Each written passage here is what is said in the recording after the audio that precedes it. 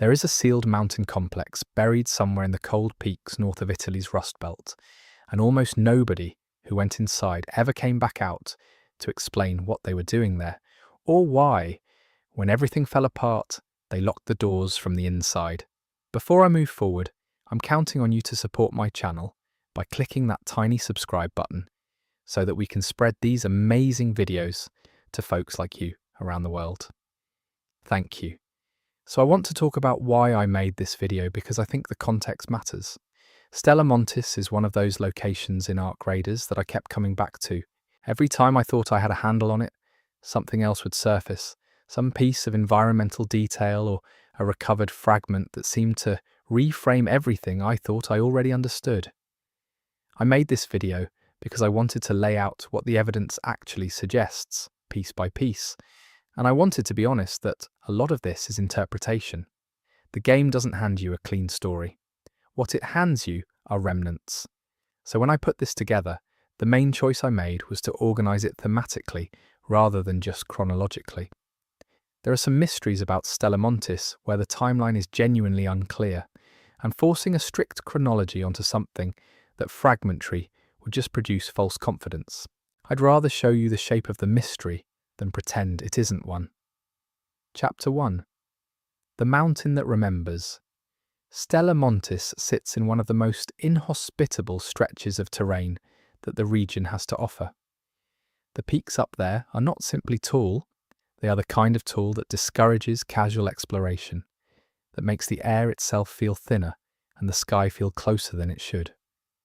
Snow sits on those ridges for most of the year, and when it doesn't, the exposed rock underneath is pale and cracked and gives the whole landscape the appearance of something that has been bleached clean by exposure. It is, in a word, remote. And remoteness, as we will spend a lot of time discussing in this video, was almost certainly the point. The name itself is worth pausing on.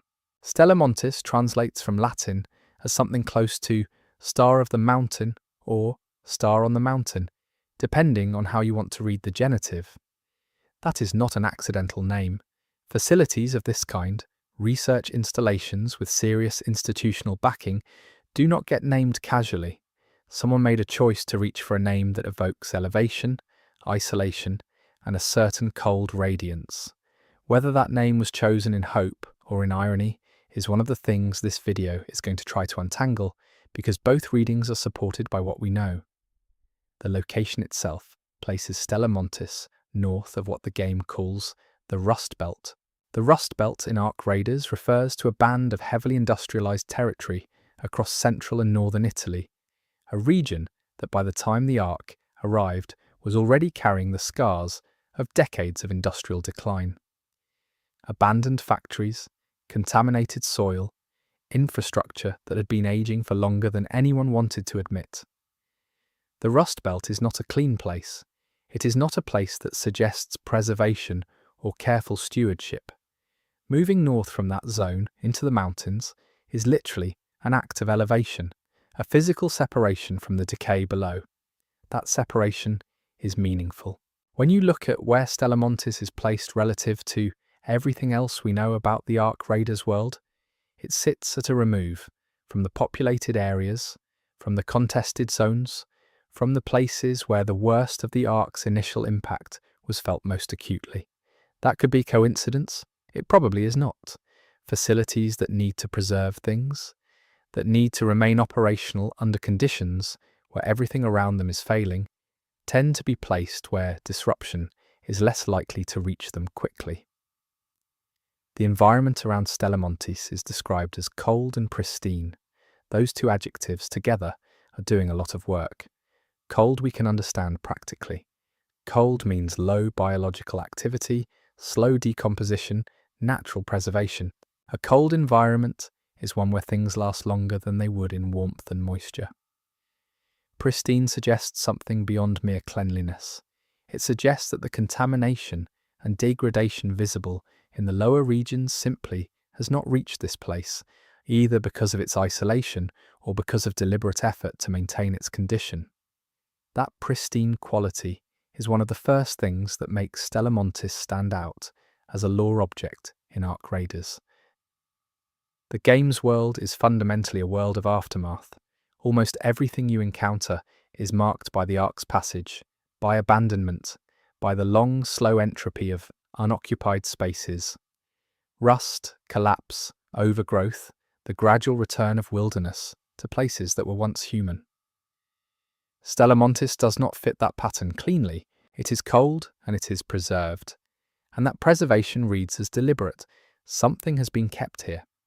Whether it is physical materials, information, or something else entirely is a question we will be circling throughout this entire video. The facility is described as carved deep into the mountainside. This architectural choice tells us an enormous amount about intent and about the level of investment that went into building this place. Carving into a mountain is not simply a construction technique. It is a statement. It is the kind of decision you make when you expect the facility to need to outlast conditions on the surface. When you need protection from above and from the sides and from the cold. When you need to hide something or protect something or ensure that even if the world outside becomes inhospitable, the space inside can remain functional. Underground and semi-underground facilities have a long history in human military and scientific thinking. Bunkers, vaults, hardened installations. The reasoning is always similar. The surface is vulnerable, the interior is protected. Stella Montis pushes that logic into mountainous terrain, which gives it natural insulation, natural camouflage, and a degree of structural reinforcement that no flat-ground bunker can match. The mountain itself becomes a layer of defense, and that raises an immediate question about what exactly this facility was defending against. The vast scale is one of the things the lore specifically highlights about Stella Montis. Vast. Not large, not significant, but vast. That word implies something beyond the merely impressive. A facility that is vast in scale requires vast resources to construct, vast planning horizons to justify, and a vast ambition in terms of what it is meant to accomplish. The people who built Stella Montis were not thinking small. Whatever they were doing up in those mountains, they intended to do it at a scale that demanded serious institutional commitment. That institutional commitment is something we can infer backward from the facility's existence.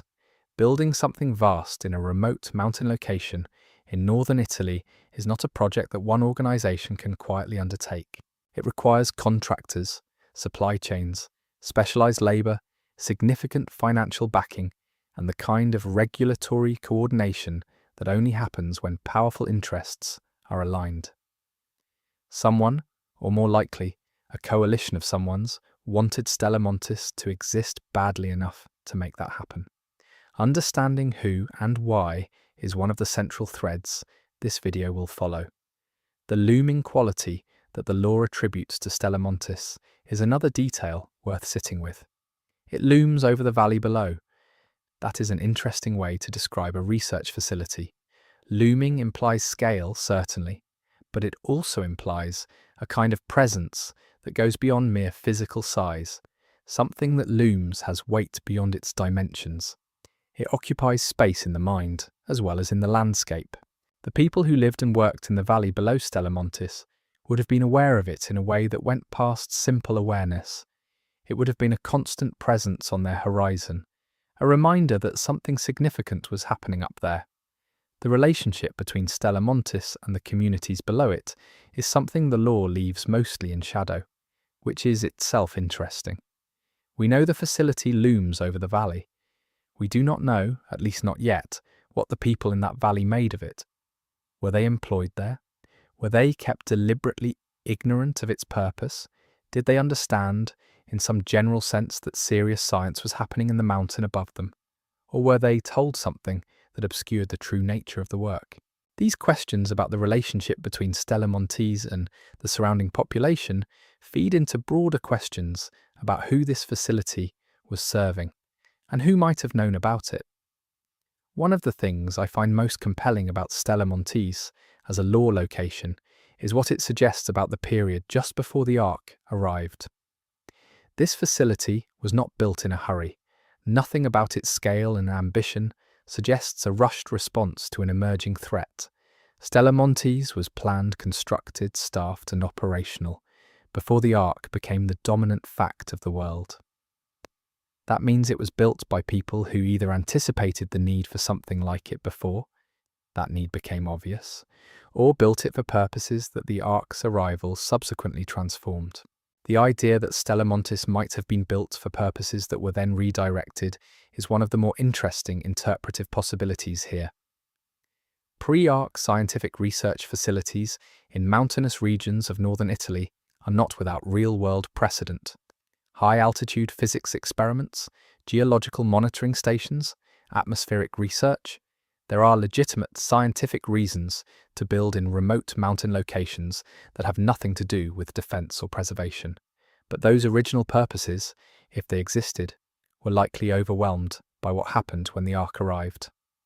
The phrase, last bulwark of humanity's preservation, is the description that most directly frames what Stella Montis seems to have become, if not necessarily what it was designed to be. A bulwark is a defensive structure. It is something that stands against something else, that holds a line. Calling Stella Montis a bulwark implies that it was positioned as a last line of defense for something, and that the things it was defending against were numerous and serious enough that only one bulwark remained. That is a desperate framing. It suggests a world where many other safeguards had already failed. The last qualifier is doing heavy lifting in that phrase, not one of several, not the primary, the last. That word implies a sequence of losses, a long attrition of options and institutions and capabilities until only this one remained. If Stella Montis was truly the last bulwark of humanity's preservation, then everything that came before it had failed, been destroyed, been overwhelmed, or been abandoned. That context of prior failure shapes how we should read everything about this facility. It was not created in triumph. It was sustained in desperation. Humanity's preservation is a phrase that could mean several things. It could mean the literal biological preservation of human beings, a survival vault in the most direct sense. It could mean the preservation of human knowledge, a library or archive in the grandest possible terms. It could mean the preservation of human capacity, the skills and technologies that would allow something like civilization to be rebuilt after catastrophe. Any of these readings is consistent with the available evidence, and they are not mutually exclusive. Stella Montis may have been attempting all of them simultaneously.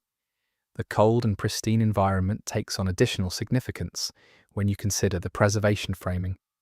Cold is good for keeping things intact over long periods. Physical specimens, biological samples, data storage media, chemical compounds, even paper and fabric last longer in cold than in warmth. If Stella Montis was a preservation facility in any of the senses I just described, its climate was not incidental to its mission. The mountain cold was an asset, possibly even a primary reason for the location choice. Whoever decided to build here may have been thinking in terms of decades or centuries, not years. The remnants of humanity's lost ambitions that characterize Stella Montis are perhaps the most evocative phrase in its entire description. Lost ambitions.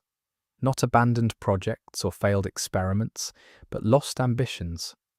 The word ambitions implies something that was reaching for something significant, that was oriented toward a future that its proponents deeply wanted to bring into being. And the word lost implies that those ambitions did not simply conclude or transition into something else. They ended.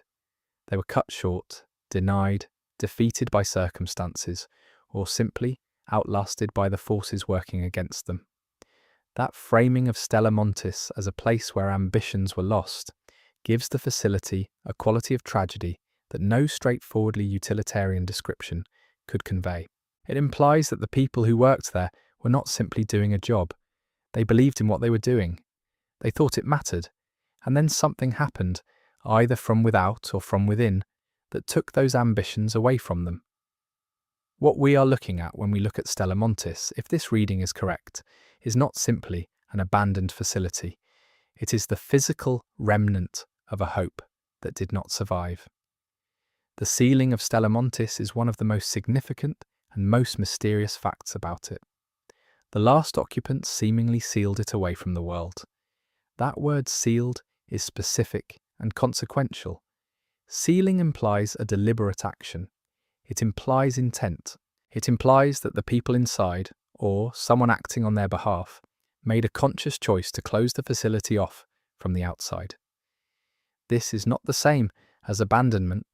People abandon places all the time, leaving them open to whoever comes next.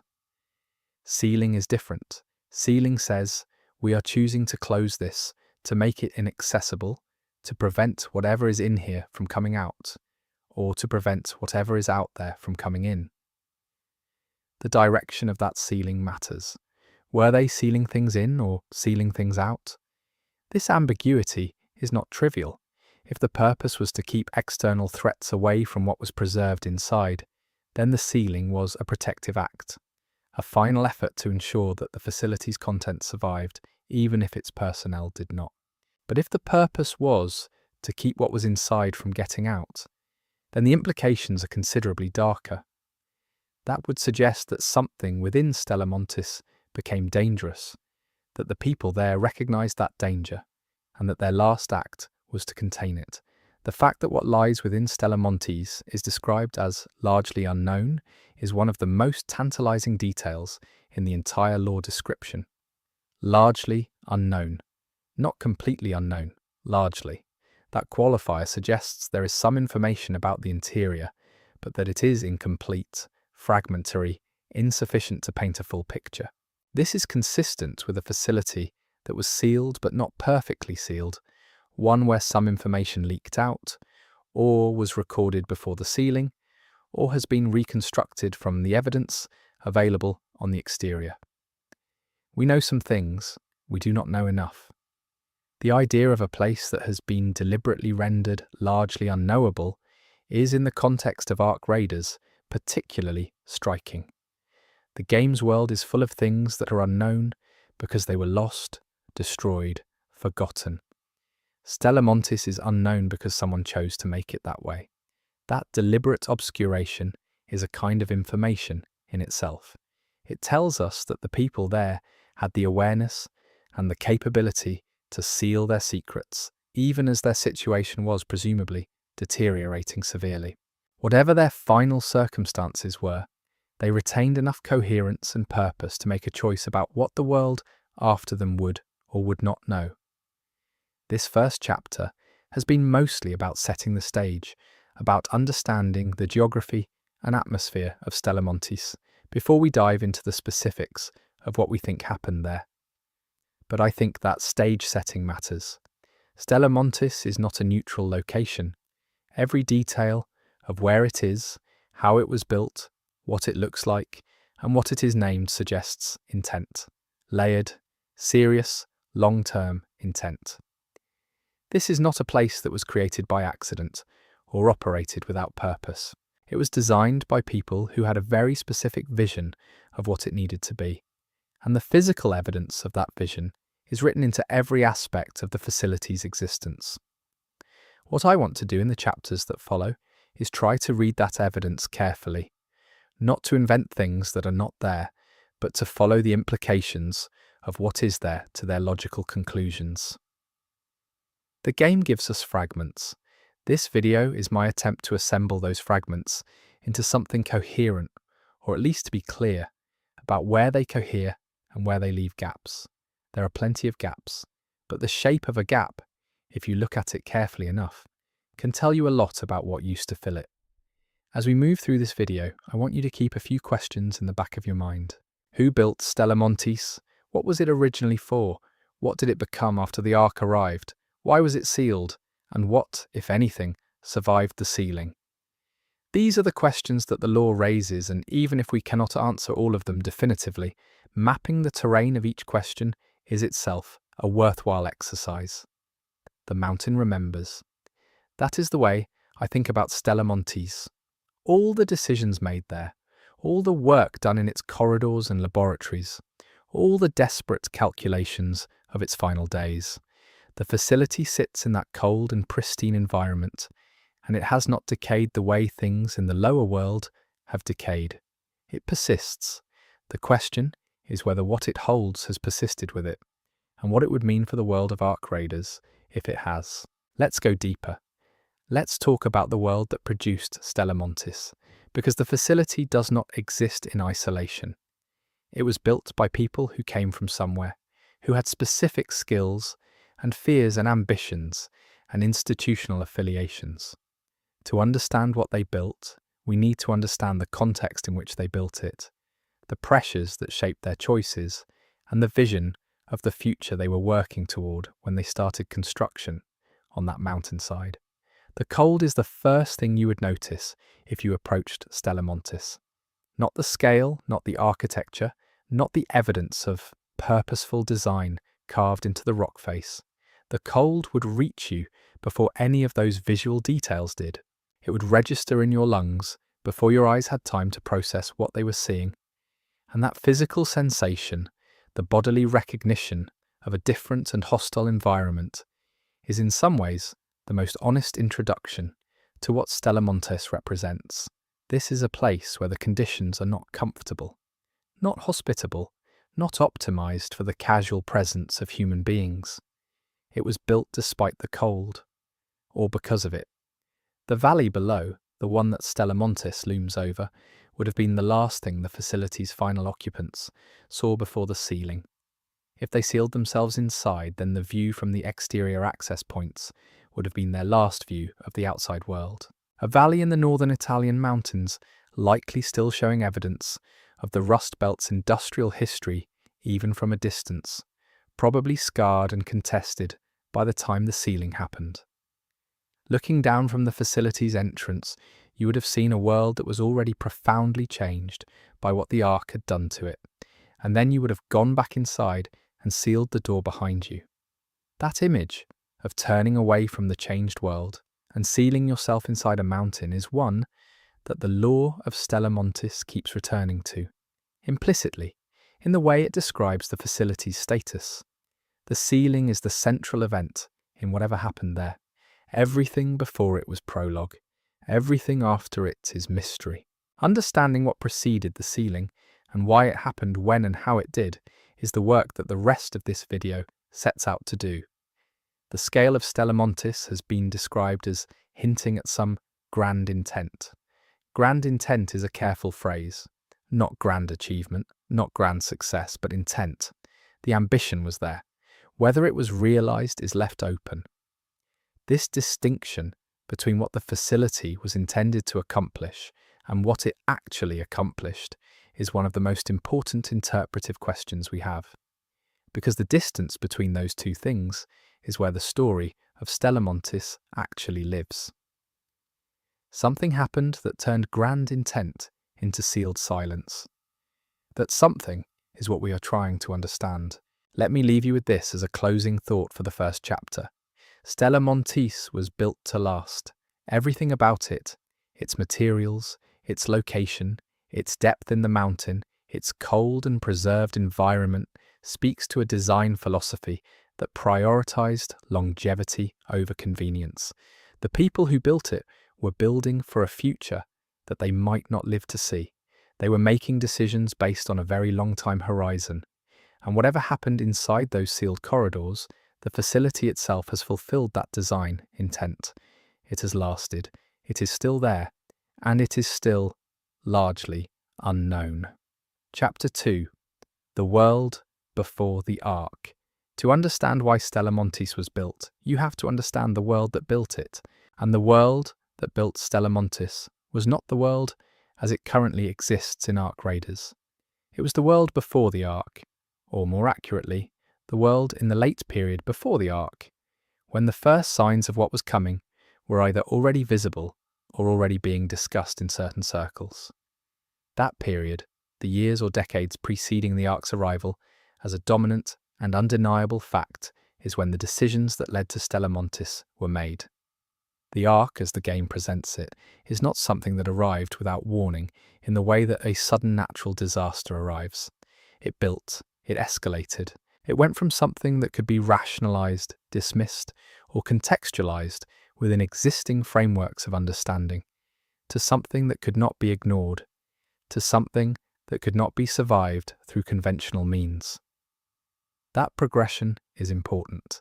The people who built Stella Montis were operating at some point in that progression, and which point matters for understanding what they thought they were preparing for.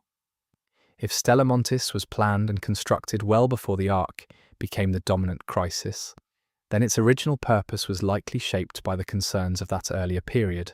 What were the major institutional anxieties of the pre-Ark world? What did research facilities in remote mountain locations typically concern themselves with before the Ark arrived and rewrote the priorities of every organization on the planet? These are questions that the game only partially answers, but the contours of those answers are visible if you look at the right evidence. The Rust Belt framing is crucial context here. The region north of Italy's Rust Belt was, in the pre-Ark world, a place defined by the contrast between industrial decay below and natural environment above. The Rust Belt itself carries connotations of industrial economies that have passed their peak, of manufacturing and resource extraction that built prosperity and then declined, leaving behind contaminated landscapes and communities struggling with the transition away from the industries that had defined them. This is familiar territory in the real world, and it carries specific social and political implications. Research institutions operating in that context would have been aware of the contrast between the degraded industrial environment of the lower region and the preserved natural environment of the mountains above. That awareness could have shaped a certain kind of institutional thinking. If the lower world is already contaminated, already compromised, then the value of the pristine upper environment is correspondingly greater. The mountain becomes not just a location, but a resource, something to be protected and made use of precisely because of what it is not. This kind of thinking would have been reinforced by the broader scientific and institutional culture of the pre-Ark period. There was, in the years and decades before the Ark arrived, an increasing awareness in certain scientific communities of the fragility of complex systems, of the ways in which interconnected civilizational infrastructure could fail in cascading ways that individual actors had not anticipated. Climate science, epidemiology, complex systems theory, all of these fields were contributing to a picture of a world that was less stable and more vulnerable than popular understanding appreciated. The people who built Stella Montis were, in some sense, paying attention to that picture. Whether their motivation was primarily scientific, primarily defensive, or primarily about preserving something specific that they believed to be uniquely valuable is not entirely clear.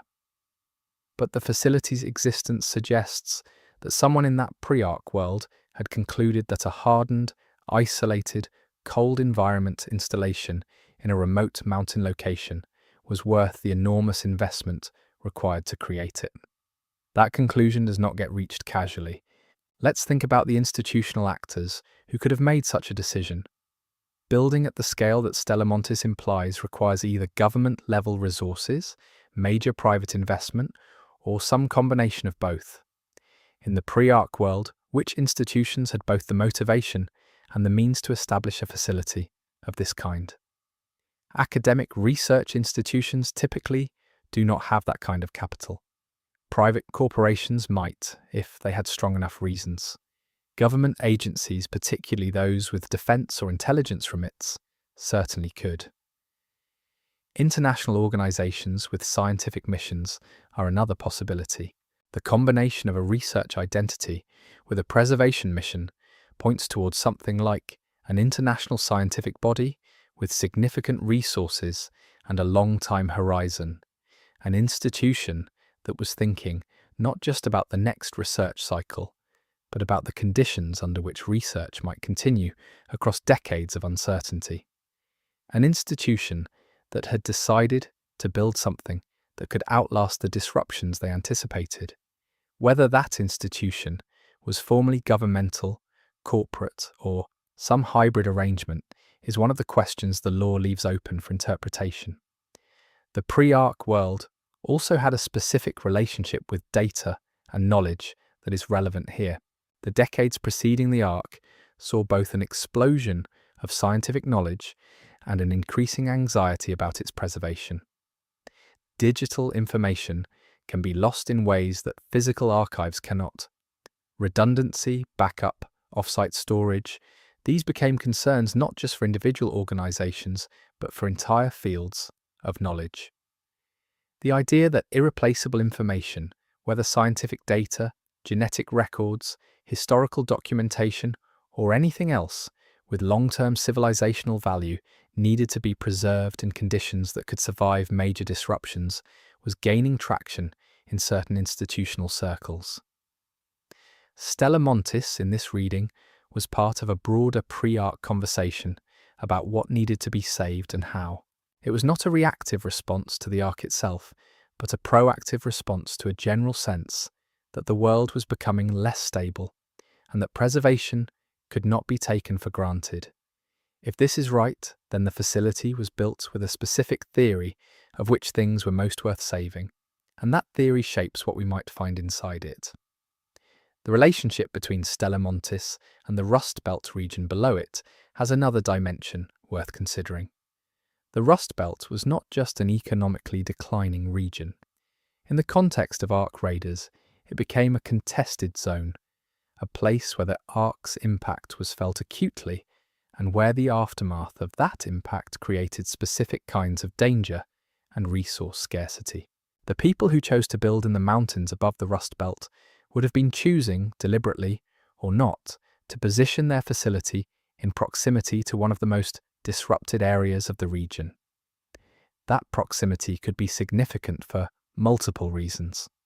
If Stella Montis was intended to serve the population of the Rust Belt region in some capacity, then its location makes obvious sense, close enough to be relevant, high enough to be protected.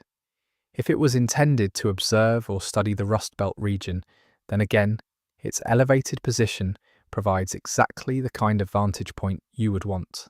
And if it was intended to be completely isolated from the Rust Belt and everything that was happening there, then its location in the mountains provides natural barriers that would serve that purpose, at least for a time.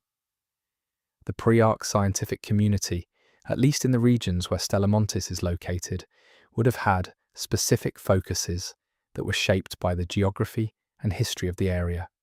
Alpine environments, geological stability and instability in mountainous regions, atmospheric research, perhaps mineral extraction and resource mapping.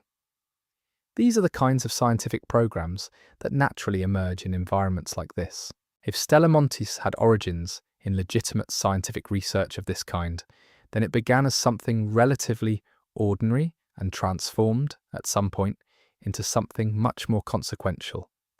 The transformation from ordinary research facility to last bulwark of humanity's preservation is itself a story. It does not happen overnight. It happens through a sequence of decisions, each one building on the last, each one reflecting a recalibration of priorities in response to changing circumstances. At what point did the people running Stella Montis decide that ordinary research was no longer the point? At what point did the facility's mission shift from advancing knowledge to preserving it? And who made that call? The answer to that last question might be the most important thing to understand about the facility's history. Institutions do not transform themselves spontaneously. They transform when specific individuals with specific authority make specific choices. The decision to reorient Stella Montis toward a preservation mission, to invest in its fortification, to stock it with whatever it contains, to ultimately seal it against the outside world, each of those decisions required someone to make them. Understanding who had that authority tells you a great deal about what they chose to preserve and why. The world before the Ark was also a world with a specific relationship to secrecy and classified operations. This is not a conspiracy-adjacent observation. It is simply true that governments and major institutions in every era have maintained categories of work that are not publicly disclosed, either for security reasons, competitive reasons, or because the work itself would be controversial if widely known. Stella Montis, given its scale and its apparent remoteness from normal oversight, fits the profile of a classified or semi-classified operation regardless of its original scientific purpose. The secrecy of Stella Montis, if it was operated secretively, would have served multiple purposes. It would have protected the facility from interference by outside actors who might want to disrupt, appropriate, or destroy its contents. It would have limited the number of people who could make claims on its resources or insist on access to whatever it held. And it would have given the people running it greater operational flexibility, the ability to make decisions without the delays and constraints imposed by public accountability. The cold of the mountain environment would also have served as a natural deterrent to casual investigation. Not everything about Stella Montis's isolation was structural or deliberate. The simple physical difficulty of reaching a facility in the high mountains, particularly in winter conditions, would have discouraged visitors who did not have specific reasons and preparations to be there. This natural barrier would have complemented whatever deliberate security measures the facility employed. The question of staffing is also important for understanding the pre-Ark world's relationship to Stella Montis. A facility of this scale requires significant personnel to operate, not just scientists and researchers, but technicians, maintenance staff, logistics specialists, security personnel, administrative staff. Where did these people come from? How were they recruited? What did they know about the facility's true purpose when they arrived? These questions matter because the people who staffed Stella Montis were the ones who ultimately made the decision to seal it, and understanding their composition and their loyalties helps clarify why they made the choices they did. Some of those staff would have been local, recruited from the valley below, or from the broader regional population. Others would have been brought in from outside, specialists whose skills were required but could not be sourced locally. An international scientific facility in this region would plausibly have drawn personnel from across Europe and potentially beyond. The mixture of local workers with strong ties to the region and international specialists with no particular attachment to the local community would have created internal dynamics that matter for understanding how decisions were made under pressure. The pre-Ark world had specific economic dynamics that are relevant here as well. In regions like the one around Stella Montis, working for a well-funded research installation would have represented a significant economic opportunity. The Rust Belt's industrial decline meant that stable, well-paying employment was increasingly scarce in the lower regions. A facility that offered that kind of employment would have had significant leverage over the local labour pool. People would work for it, would keep its secrets, would maintain their loyalty even under difficult circumstances, partly because the alternative was a deteriorating economic landscape below. This economic dimension of Stella Montis's relationship with the surrounding community is often underemphasized in discussions of what the facility represents. It was not just a scientific installation in isolation from its social context. It was an economic actor, a significant source of employment and stability in a region that was struggling economically. That relationship would have created obligations in both directions, and those obligations would have shaped behaviour when the Ark arrived and decisions needed to be made quickly.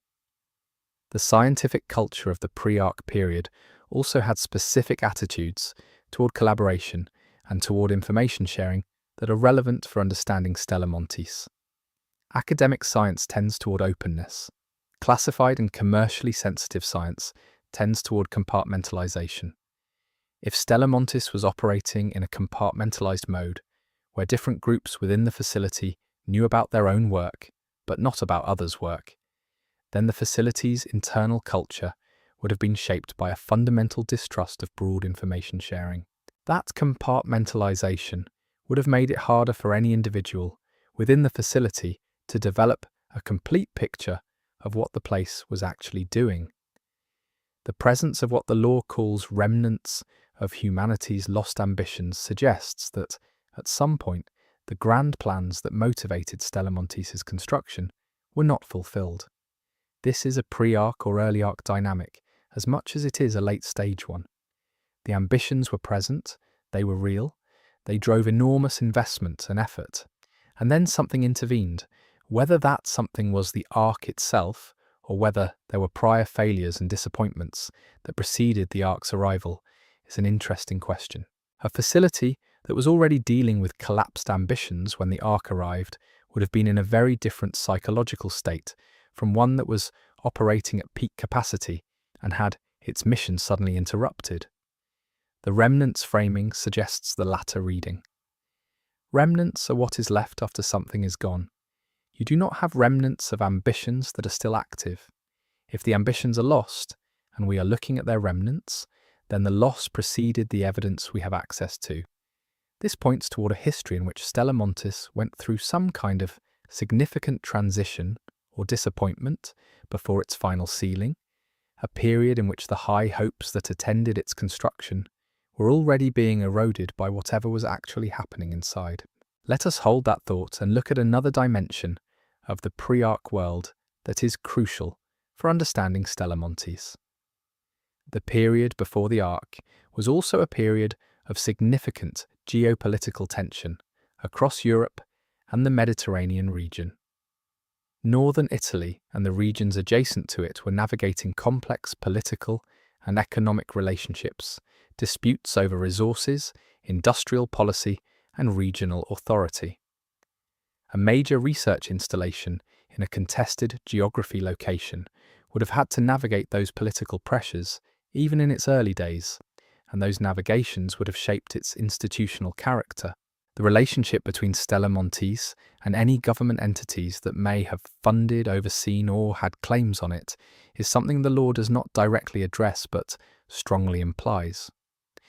The scale and the resources required to build something this large in this location point toward government-level involvement, at least in part. Whether that involvement was Italian national government, a European institutional body, a NATO-affiliated organisation, or some other entity is unclear. But the facility did not exist in a regulatory or political vacuum. Someone had authority over it, and that authority shaped what it was allowed to do.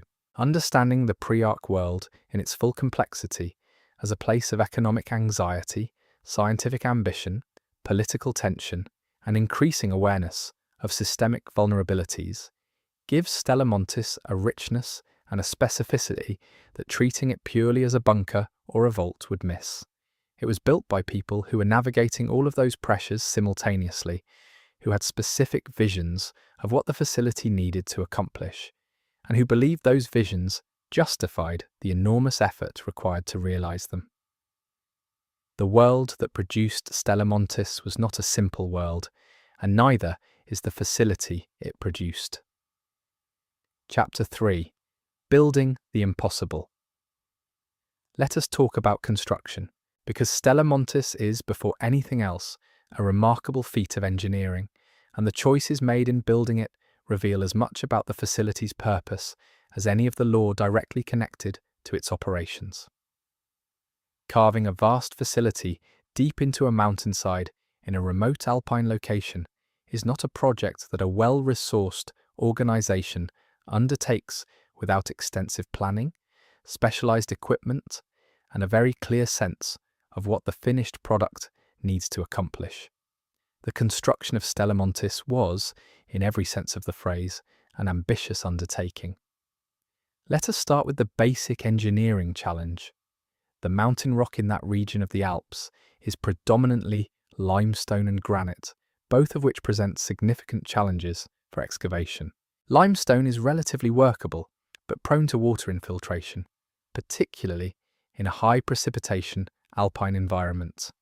Granite is extremely hard and requires more aggressive excavation techniques, including controlled blasting and advanced boring equipment.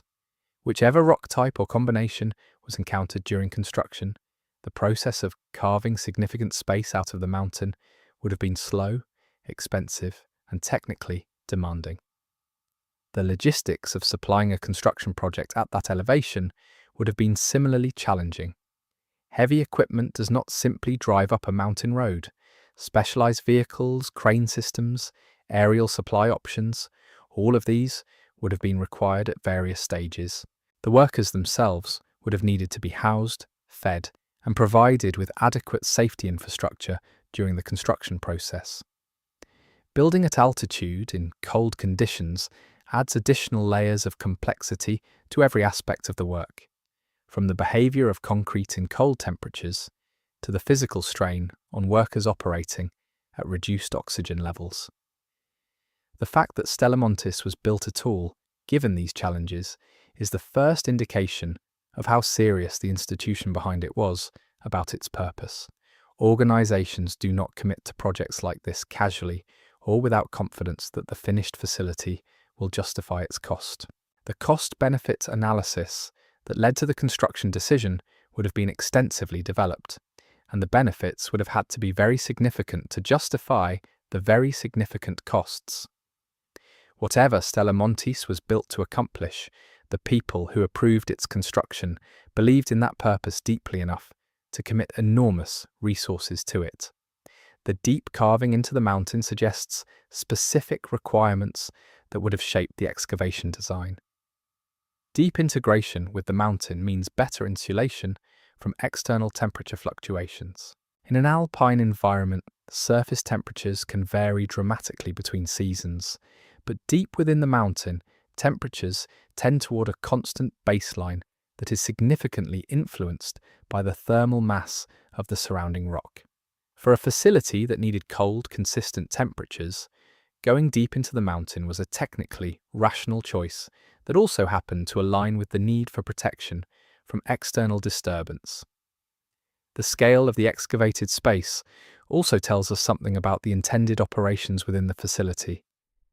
A facility described as vast in scale, carved deep into a mountainside, is not a small laboratory or a modest research outpost. It is a complex capable of housing significant numbers of people and significant amounts of equipment over extended periods. The planning of such a complex would have required detailed thinking about air circulation and quality, water supply and waste management, power generation and distribution, communication systems, and all the other infrastructure that makes complex buildings habitable over long periods. Power is an interesting design challenge for a facility of this kind. Isolation from the surface grid, while it provides security and self-sufficiency, requires the facility to generate its own power. The options available would include diesel generators, which require ongoing fuel resupply, hydroelectric generation using mountain water flows, geothermal systems if the local geology was favourable, and potentially solar or wind systems on the exterior surface, though those would be vulnerable to weather and to detection. A facility designed for long-term self-sufficiency would likely have redundant power systems using multiple technologies, none of which would be perfect in isolation, but which together would provide sufficient reliability. Water supply in an alpine location is at first glance not a problem. Snow and ice are abundant, and meltwater is plentiful during warmer months. But reliable water supply for a large, deep, year-round facility requires more than seasonal availability. Storage, purification, distribution through the facility, management of wastewater, all of these require designed systems that can function consistently regardless of surface conditions. The construction of Stella Montis would have included significant hydraulic engineering alongside the more dramatic excavation work. Air quality is the engineering challenge that most people think about last, but which is in some ways the most critical. A facility carved deep into a mountain has no natural ventilation. It is not a cave that benefits from convective air movement or underground airflows. It is an excavated space that requires mechanical ventilation to remain habitable.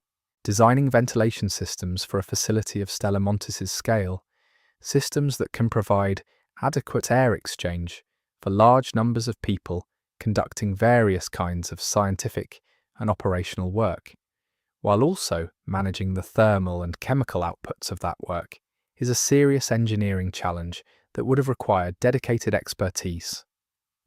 The communications infrastructure of the facility would have been another significant design consideration. A research facility in a remote location needs to communicate with the outside world, with its institutional backers, with suppliers, with the broader scientific community. Installing communications infrastructure in a mountainside location involves challenges around signal propagation, cable routing through rock, and the need for secure communications that cannot be easily intercepted. Whether Stella Montis relied primarily on wired or wireless communications, or some combination, the design decisions made in the construction phase would have had long-term implications for the facility's connectivity. Security systems are another layer of construction complexity. A facility with significant secrets to protect does not rely solely on its remote location for security. Physical barriers, monitoring systems, access control, all of these need to be designed into the facility's structure, rather than added as afterthoughts. The sealing of Stella Montis, which was evidently possible for the final occupants to accomplish, suggests that significant security infrastructure was built into the facility from the beginning. Infrastructure that could be activated in emergency conditions to prevent access from outside. The architectural design of the interior spaces within Stella Montis would have reflected the operational requirements of the facility's programs. Different types of research require different kinds of space. Clean rooms for sensitive biological or chemical work, electromagnetically shielded rooms for electronic research, high bay spaces for large equipment, cold storage facilities for physical samples or biological materials, data centers for information storage and processing. The layout of these spaces within the mountain would have been carefully planned to support the specific programs the facility was designed to house. The materials used in the construction of Stella Montis are another indicator of design intent. Standard commercial construction materials are adequate for ordinary buildings in ordinary locations. A facility designed for long-term preservation in harsh conditions would have required materials selected for their performance characteristics over extended periods: resistance to moisture infiltration, thermal stability, structural integrity under the stresses of mountain rock, and compatibility with the specific scientific operations being conducted. The use of specialized materials would have further increased the construction cost, but would also have increased the facility's longevity. The question of what the construction project looked like from the outside is an interesting one. How visible was the building of Stella Montis? Construction activity at this scale is difficult to conceal entirely. Heavy equipment leaves tracks, excavated material needs to go somewhere, workers need to travel to and from the site. If the project was intended to be classified or limited in public visibility, managing the construction process would have required significant effort in terms of logistics and communications control. The use of remote alpine terrain helps with visual concealment, but determined surveillance, even the pre-arc equivalent, would likely have detected the scale of activity. Whether the construction was openly acknowledged or kept quiet would have depended on the institutional framework behind it. A government-backed scientific project could justify its existence publicly without revealing its specific purposes. An overtly civilian project would have had less need for concealment, but might still have preferred to limit public attention for competitive or security reasons. The range of possibilities here is wide, and the law does not currently narrow it significantly, which means our interpretations need to remain appropriately tentative. The timeline of construction is something that is difficult to pin down from the available evidence, but which matters for understanding the facility's development. A project of this scale typically takes years from planning through completion. If construction began significantly before the Ark arrived, then Stella Montis had time to become operational and to develop its programs before the crisis that transformed its purpose. If construction was still ongoing when the Ark arrived, then the facility's capabilities might have been incomplete, and its operational history would have been shaped by the disruptions of an active crisis from the very beginning. The possibility that Stella Montis was still being expanded or modified when the Ark arrived is interesting and consistent with some aspects of how it is described. A facility that had been designed with one purpose and was being adapted to another, partly built according to original plans and partly modified to serve new ones, would have a hybrid quality to its architecture that would be visible to careful observers.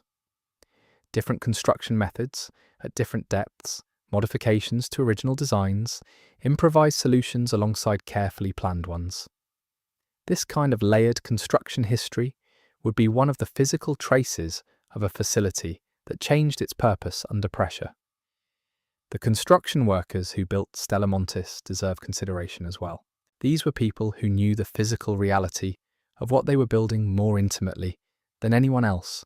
They understood the dimensions, the depth, the structural design, the capacity of the facility in ways that even senior scientists or administrators might not fully appreciate.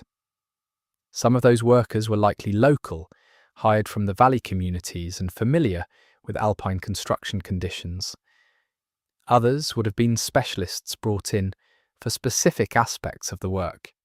What they were told about the purpose of what they were building would have varied, and their ability to keep those secrets would have been a significant concern for whoever was managing the project. The period after construction completion would have seen a different kind of activity at the site. The process of equipping and commissioning the facility, scientific equipment, storage systems, communications infrastructure, security systems, all of these would have needed to be installed and tested. This commissioning phase is when the facility transitions from an empty structure to a functional installation, and it is when the specific nature of its programs becomes visible in the physical configuration of its spaces. The equipment and systems installed during this phase would have been chosen to serve specific purposes, and those purposes are what we most want to understand.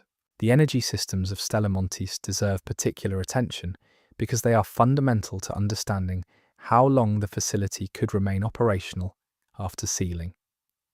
A facility that is sealed but still powered can maintain its contents in the conditions required for preservation. A facility that runs out of power loses that capability, and whatever it was protecting is exposed to the ambient mountain cold without the management systems that were designed to control those conditions precisely. If Stella Montis was designed for very long-term preservation, its energy systems would have been designed accordingly, with redundancy and fuel reserves calculated to sustain operations for years, or even decades after the last person inside could make adjustments. The natural mountain environment also interacts with the constructed facility in ways that evolve over time.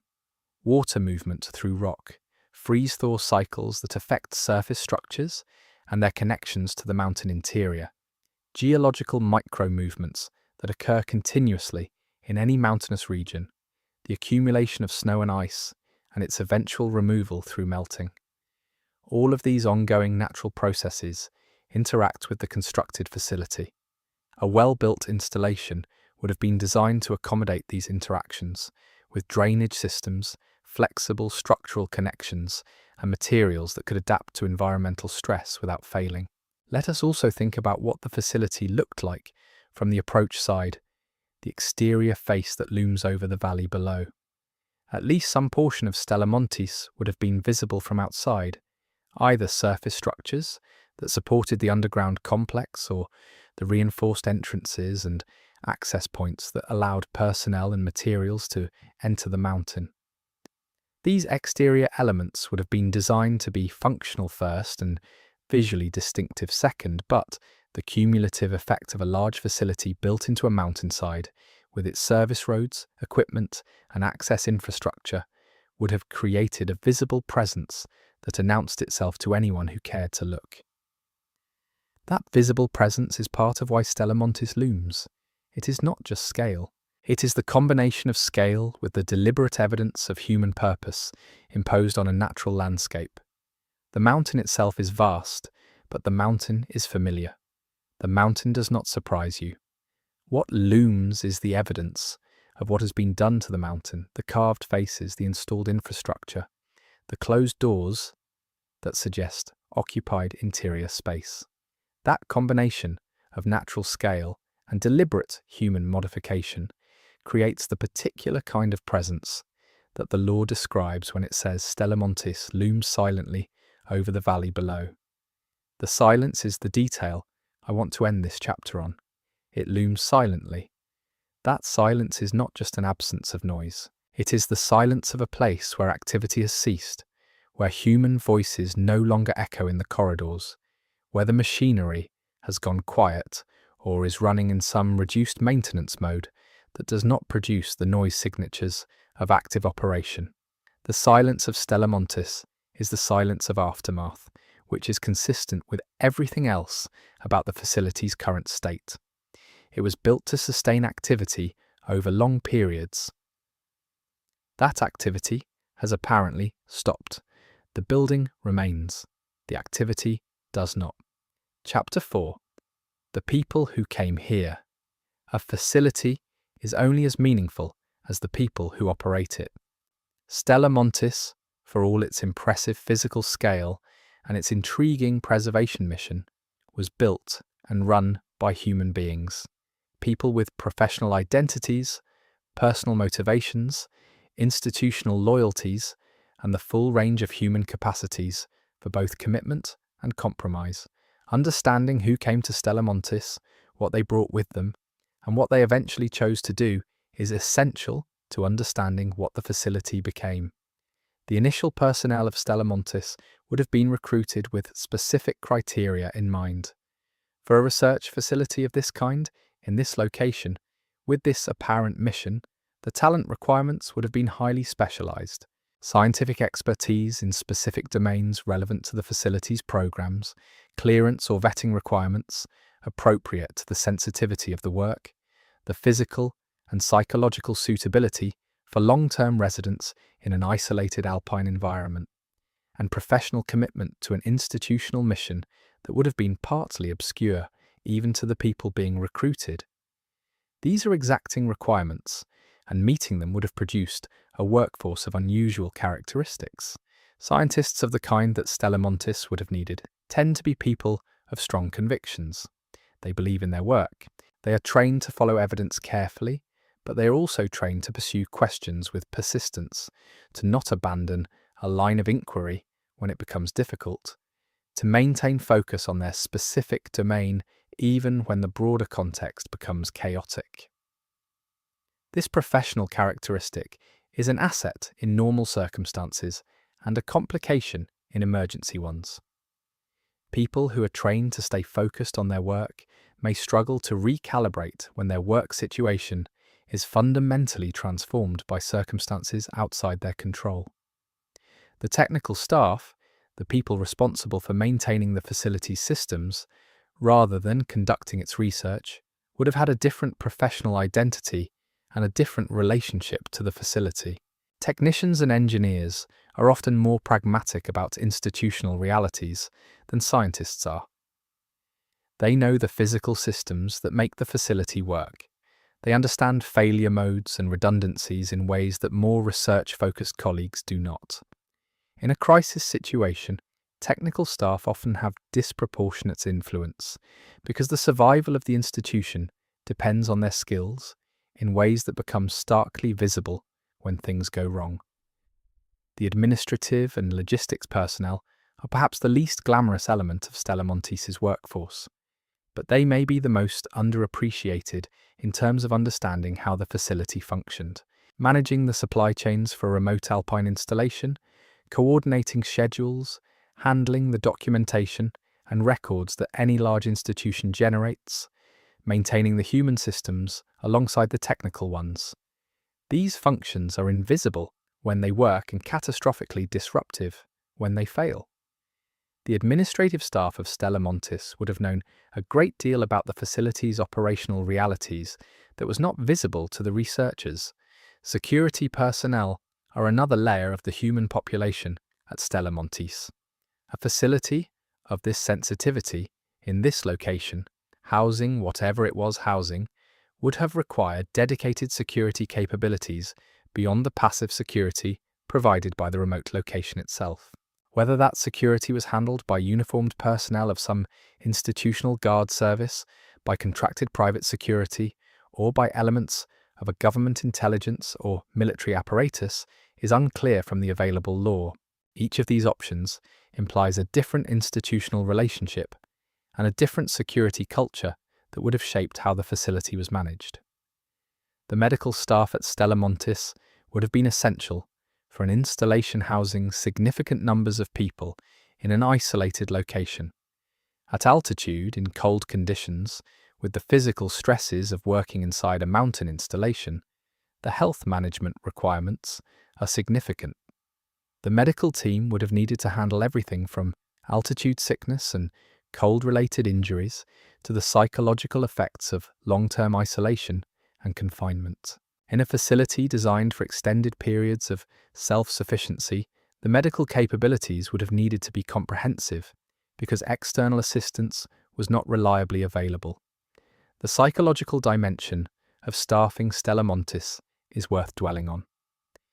Working in a remote, isolated underground facility for extended periods is not suitable for everyone. The absence of natural light, the constant temperature of the mountain interior, the limited social interaction with the outside world, the physical constraints of living in constructed rather than natural spaces.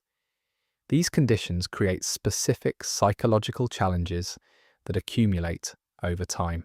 Institutions that operate facilities of this kind typically have screening processes and psychological support systems in place specifically because they know the human costs of this kind of environment.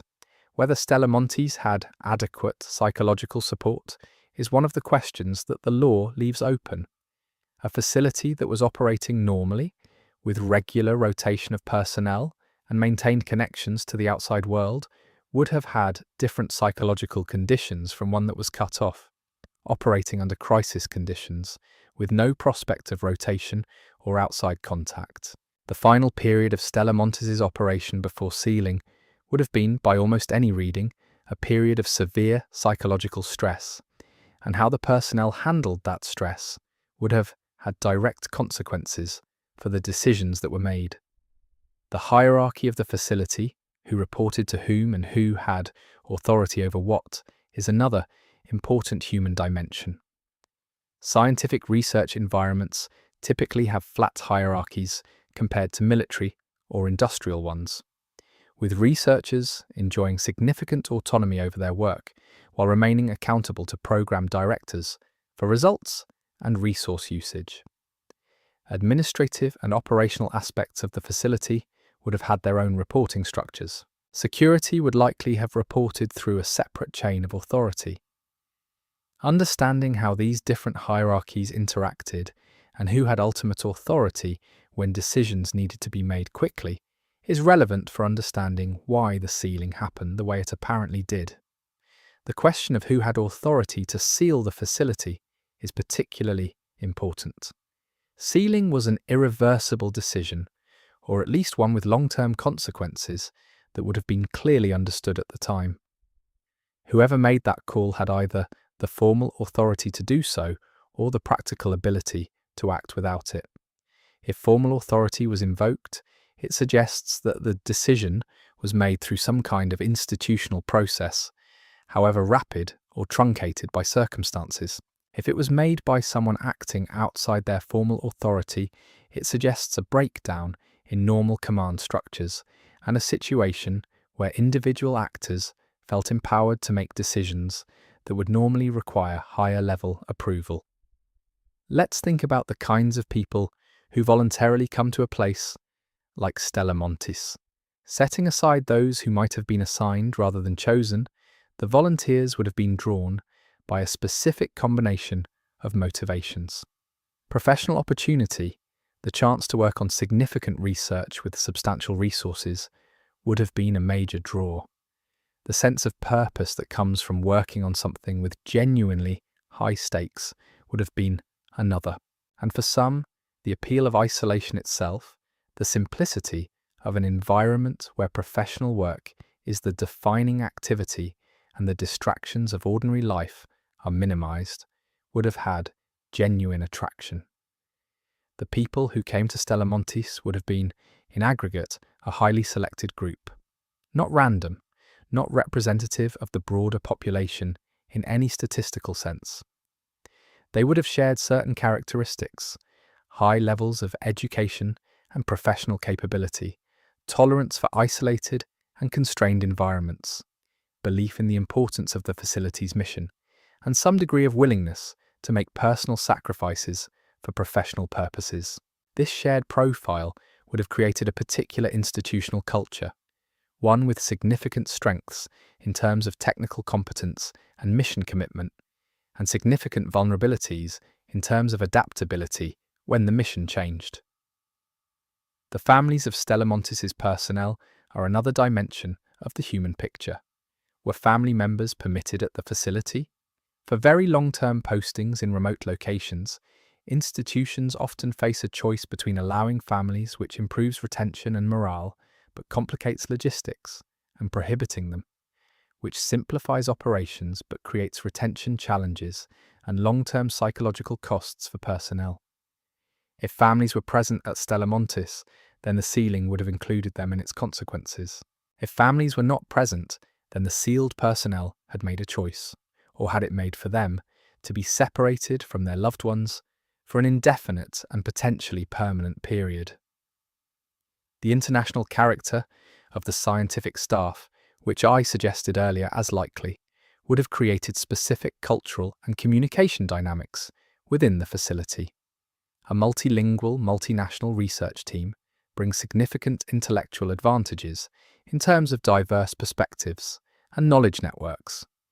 It also brings potential complications in terms of communication, trust building across cultural differences, and the management of competing institutional loyalties. Scientists who were recruited from different national scientific communities might have had different baseline assumptions about information sharing, about the relationship between research and institutional authority, and about the ethical dimensions of classified scientific work. The process by which people came to know and trust one another at Stella Montis would have been shaped by the specific conditions of the facility. Shared physical environment, shared work challenges, shared meals, and recreational time in the limited spaces available for such things. All of these would have built social bonds that were, in some ways, more intense than those formed in normal workplaces simply because the environment was more demanding and the alternatives were more limited. The social fabric of Stella Montis, whatever it looked like, would have been a significant factor in how the community behaved under extreme stress. The arrival of new personnel and the departure of others over the facility's operational life would have created generational layers within the institutional culture. Early arrivals would have shaped the initial culture and practices. Later recruits would have adapted to those practices, but also brought their own influences. The final cohort of personnel, the ones who ultimately made the decision to seal, would have been shaped by however many cycles of renewal and transformation the institution had gone through. If the facility had been operating for a significant time before the Ark arrived, its culture would have been complex and layered in ways that are difficult to reconstruct. The specific expertise present in the final cohort matters for understanding what the facility could accomplish in its last operational phase.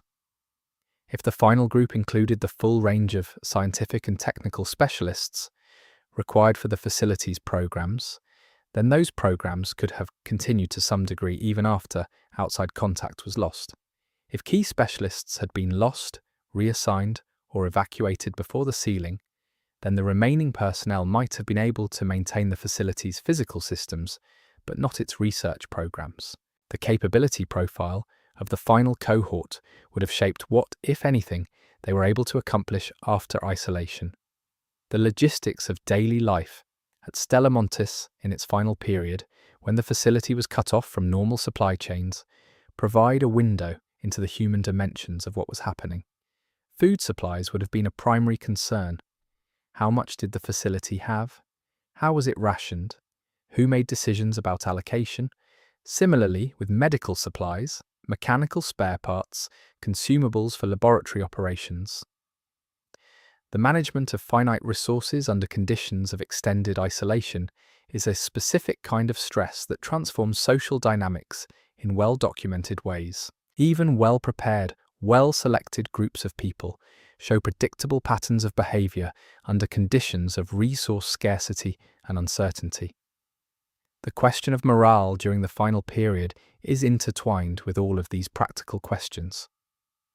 What did the people of Stella Montis believe about their situation? Did they expect rescue or relief? Did they believe they were completing a mission that someone on the outside would eventually benefit from?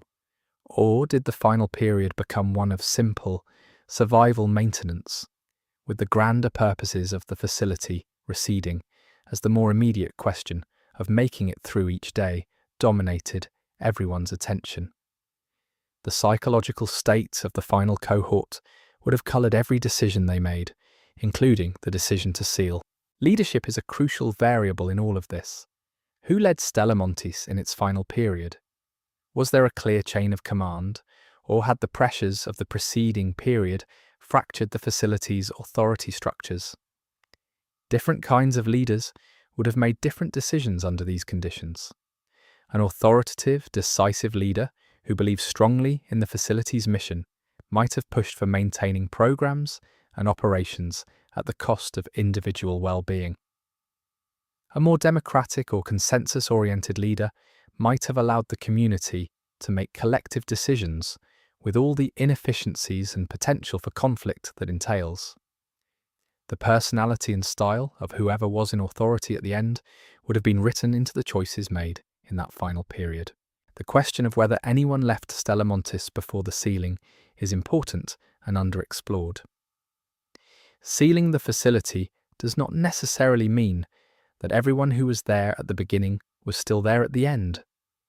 Over the course of the facility's operational life, particularly once the ark's impact became severe, individuals or groups might have left, either through orderly evacuation, through desertion, or through some other form of departure that was not formally authorized but was practically unstoppable. The ones who stayed, whether by choice or by necessity, were the ones who eventually sealed it. Understanding why they stayed or why they could not leave is part of understanding who they were. The law describes the last occupants as having sealed Stella Montis away from the world. Last occupants, not all the occupants, not the full staff, the last ones. This phrasing acknowledges a prior state in which there were more people there. A process of reduction by whatever means brought the population down to the ones who stayed and the ones who sealed it, whether that reduction was painful, whether it involved conflict or tragedy, whether the last occupants sealed the facility as an act of hope or as an act of desperation, is one of the central mysteries of Stella Montis. And it is one that we will continue to circle back to as we move through the remaining chapters of this video. Chapter 5. The research that defined everything. What was Stella Montis actually researching? This is, in many ways, the central question around which everything else in this video orbits. The physical scale, the remote location, the isolation, the eventual sealing. All of these characteristics take on different meanings depending on what the scientific programs running inside the facility were actually focused on. The law gives us indirect evidence, suggestions, and implications, but it does not hand us a program directory. What it does give us is enough to develop several plausible theories, and that is what this chapter is going to do. Let us start with what the facility's physical environment suggests about its research domains. Cold and pristine conditions are valuable for a specific range of scientific activities. Cryogenics research, the study of materials and processes at very low temperatures, benefits from cold environments. Biological specimen preservation, including everything from tissue samples to seed banks, requires controlled cold storage. Certain kinds of atmospheric and climatological research are best conducted at altitude. Geological and seismological monitoring in a mountainous region has obvious geographic logic. Any of these domains, or any combination of them, would justify the location and the environmental conditions we have described. The preservation framing of Stella Montis as the last bulwark of humanity's preservation suggests that, whatever research was being conducted, there was ultimately in service of a preservation mission, not just advancing knowledge for its own sake, but securing knowledge, securing materials, securing capabilities against the possibility of loss. This is a specific kind of scientific identity. It is the identity of an institution that has decided that the primary value of research is not new discovery, but continuity, ensuring that what is known survives even if the conditions under which it was learned are disrupted or destroyed.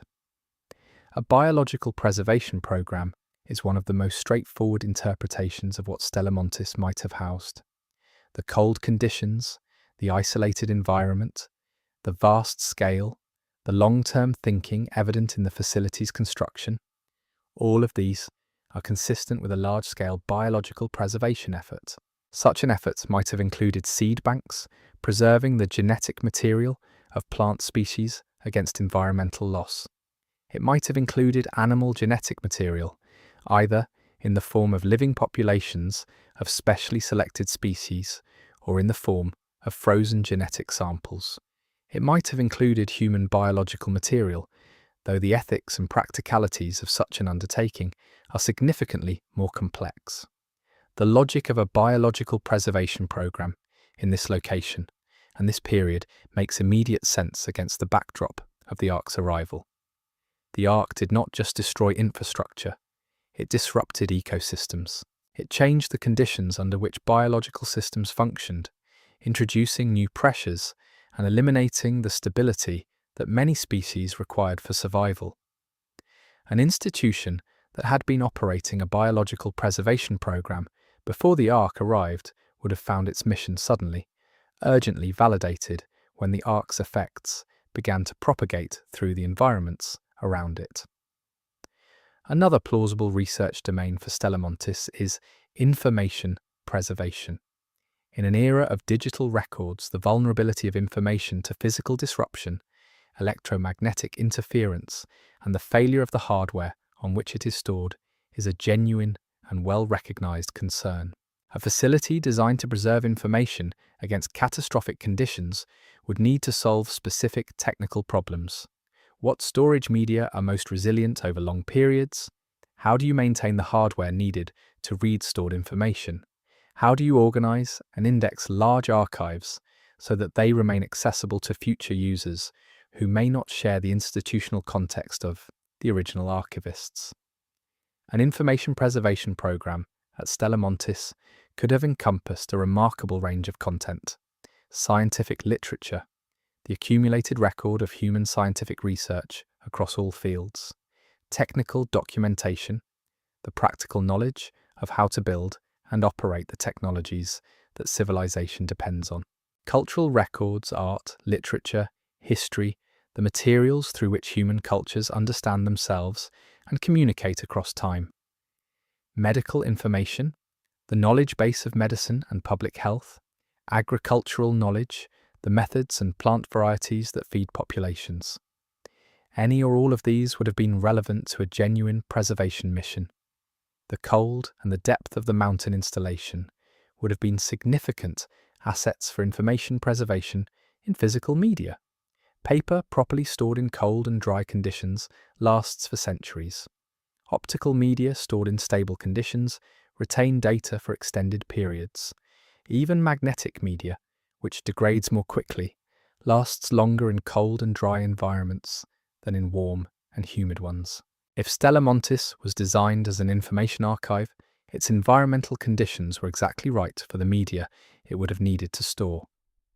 A third possibility is that Stella Montis was engaged in research directly related to understanding or countering the Ark.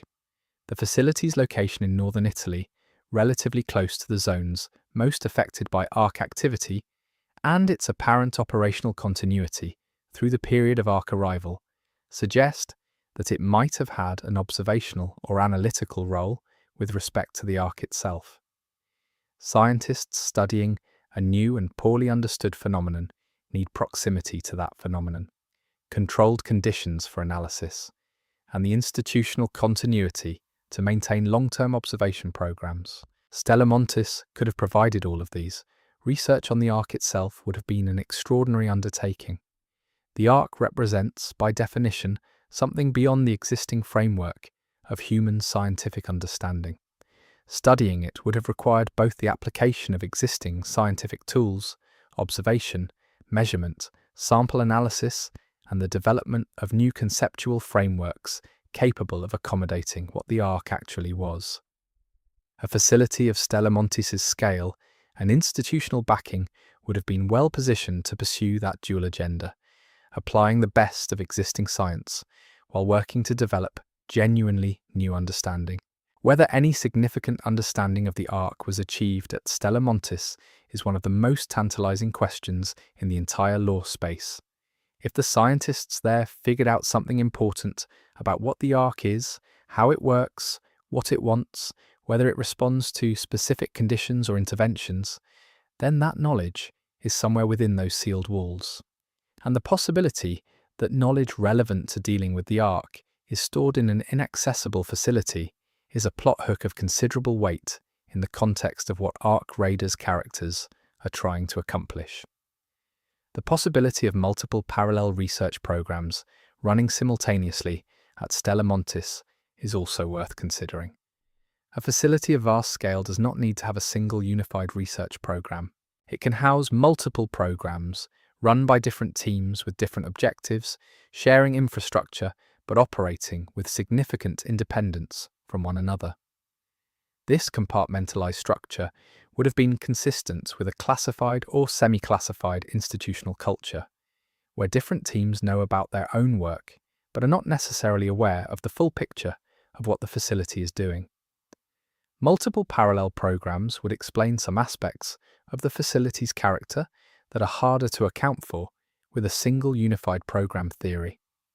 The grand intent implied by the scale, for example, might reflect the aggregate ambition of many programs rather than a single overarching objective. The lost ambitions might refer to the failure of several different programs rather than the failure of a single one. And the largely unknown interior might reflect the fact that even people who knew about some programs had no knowledge of others, making any complete accounting of the facility's activities practically impossible, even for those who had direct access. The research programs at Stella Montis, whatever they were, would have had specific resource requirements that shaped the facility's operational profile. Biological research requires live specimens or carefully preserved samples, which require specific environmental and handling conditions.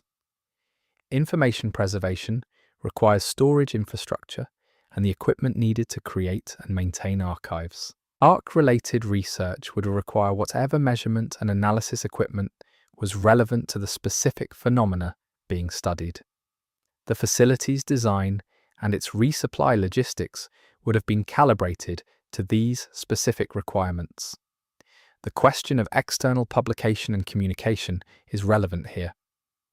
Normal scientific research is built around a culture of peer review and publication. Results are shared with the wider scientific community, claims are checked, and methods are scrutinized, and knowledge accumulates through a process of collective evaluation. A classified facility operating in compartmentalized conditions cannot fully participate in this culture. Its researchers may have been trained in and committed to the norms of open science, but operating in conditions that fundamentally constrained their ability to practice them. This tension between scientific culture and operational security would have been a persistent source of institutional friction. Some research at Stella Montis may have been publishable in redacted or indirect forms, with the sensitive aspects concealed while the publicly acceptable findings were released. This is a common pattern in classified research environments. Scientists maintain some connection to the broader community and some ability to have their work recognized, while the most sensitive aspects of their work remain protected. Whether Stella Montis operated in this way, or whether it maintained more complete secrecy, is unclear from the available evidence. The fate of the research during the crisis period is one of the most important questions about the facility's final days. When the Ark arrived and conditions became severe, what happened to the active research programs? Were they maintained, prioritized, extended? Were they wound down as personnel and resources were redirected to survival concerns? Were they destroyed, either deliberately to prevent the information from falling into the wrong hands, or incidentally through the disruptions of the crisis? The answer to these questions determines what, if anything, of the scientific program survived into the sealed period. If the research was maintained under crisis conditions, then Stella Montis's sealed interior may contain not just pre-crisis archives, but active research products, findings and observations accumulated during the most intense and informative period of Ark activity. Research conducted during the height of the crisis by scientists with direct access to the phenomenon they were studying would be of incalculable value to anyone trying to understand the Ark. The possibility that such research exists inside those sealed walls is one of the most compelling aspects of Stella Montis as a lore location. If the research was deliberately destroyed before sealing, the reasons for that choice would themselves be informative. You do not destroy research unless you believe the research is dangerous, or that its falling into the wrong hands would be dangerous. A decision to destroy scientific records is a decision about what the world after you should not know. It is a form of posthumous control, an attempt to prevent certain futures by denying certain knowledge to those who might come after. If destruction occurred, the question of what specifically was destroyed and why is one of the key lore mysteries we need to understand. The researchers themselves, the scientists who worked at Stella Montis, would have had different attitudes toward their work depending on what stage of the crisis they were experiencing.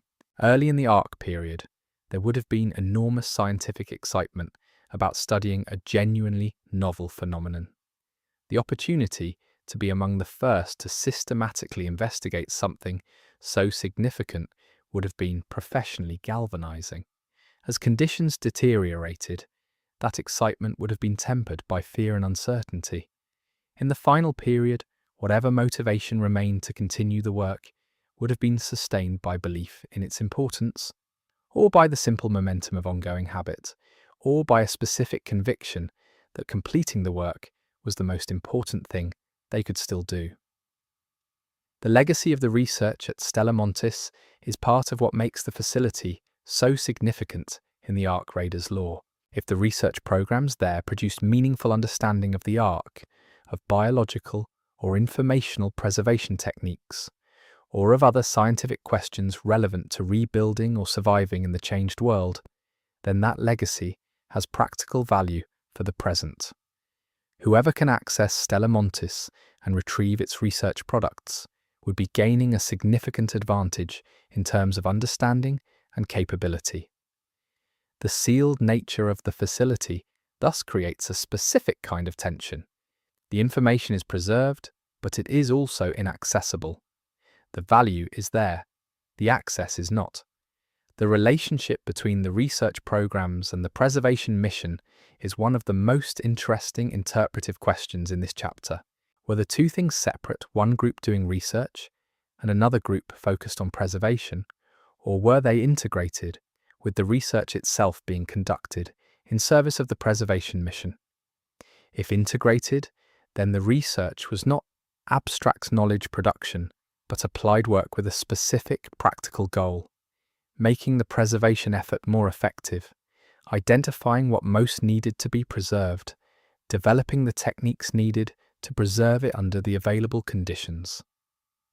The scientific culture at Stella Montis, in this reading, would have been one of intense pragmatic focus, where researchers were constantly asking not just what is true, but what is useful for the specific mission of this facility.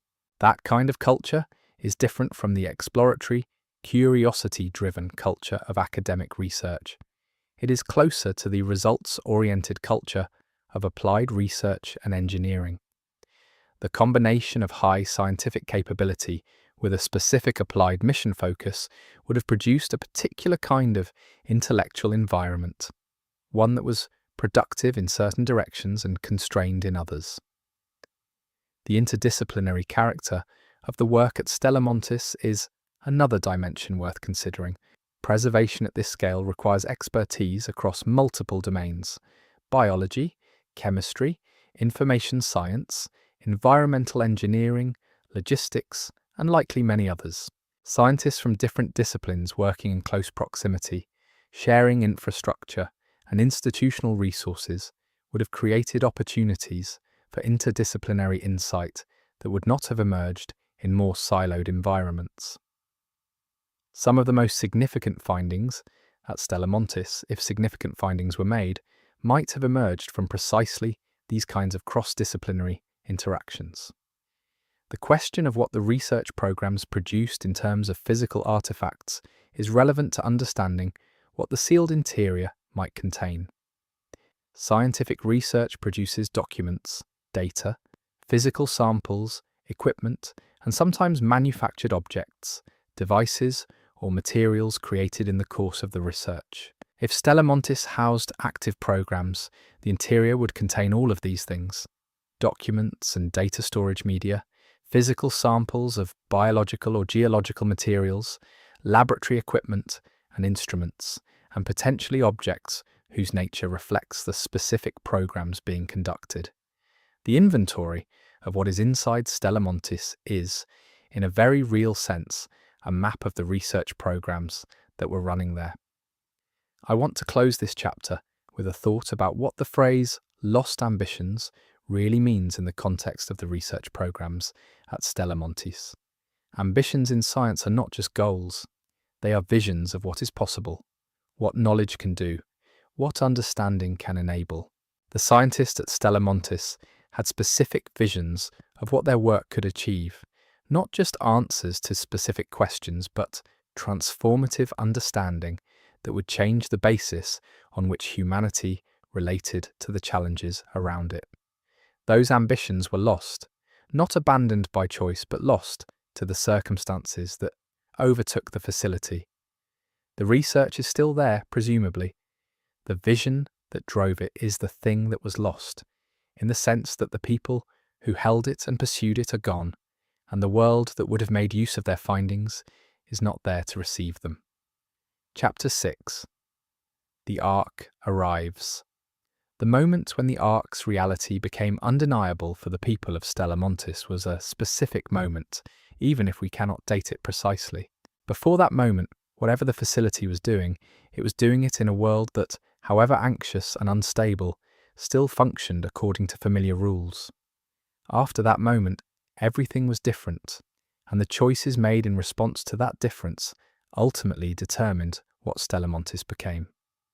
This chapter is about that transformation, about how the arrival of the Ark reordered the priorities and the possibilities of the facility and the people inside it.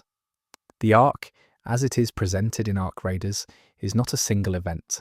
It is a process. It arrived, it propagated, it produced effects that cascaded through the systems of the world in ways that were not immediately predictable or fully understood. For a research facility in a remote mountain location, the first effects of the Ark's arrival would not necessarily have been direct physical impacts.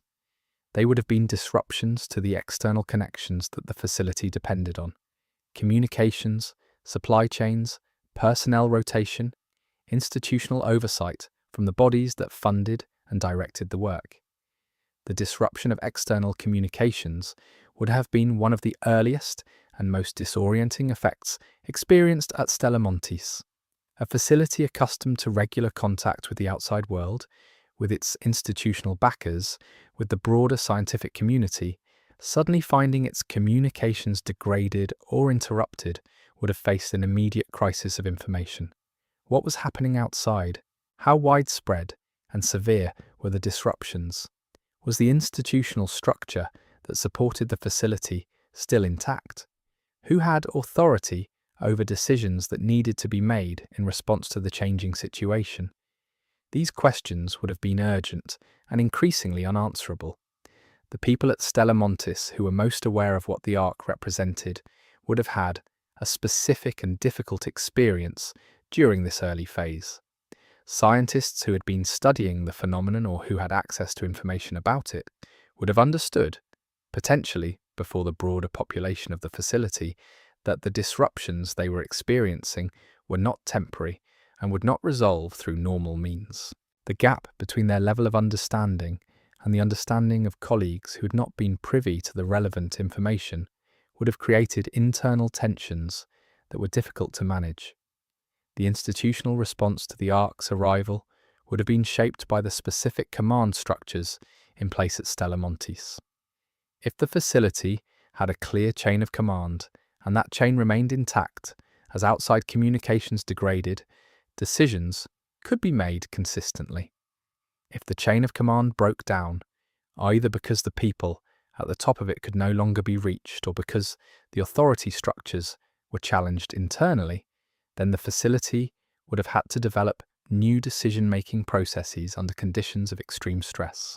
The history of how other isolated communities have managed this kind of challenge is not encouraging for outcomes like coherent, long-term planning. The physical impacts of the Ark on the surrounding environment would eventually have reached even the remote mountain location of Stella Montis. The specific nature of those impacts depends on details of the Ark's effects that the law does not fully specify, but we can infer from the general description of the Ark Raiders' world that environmental conditions changed substantially.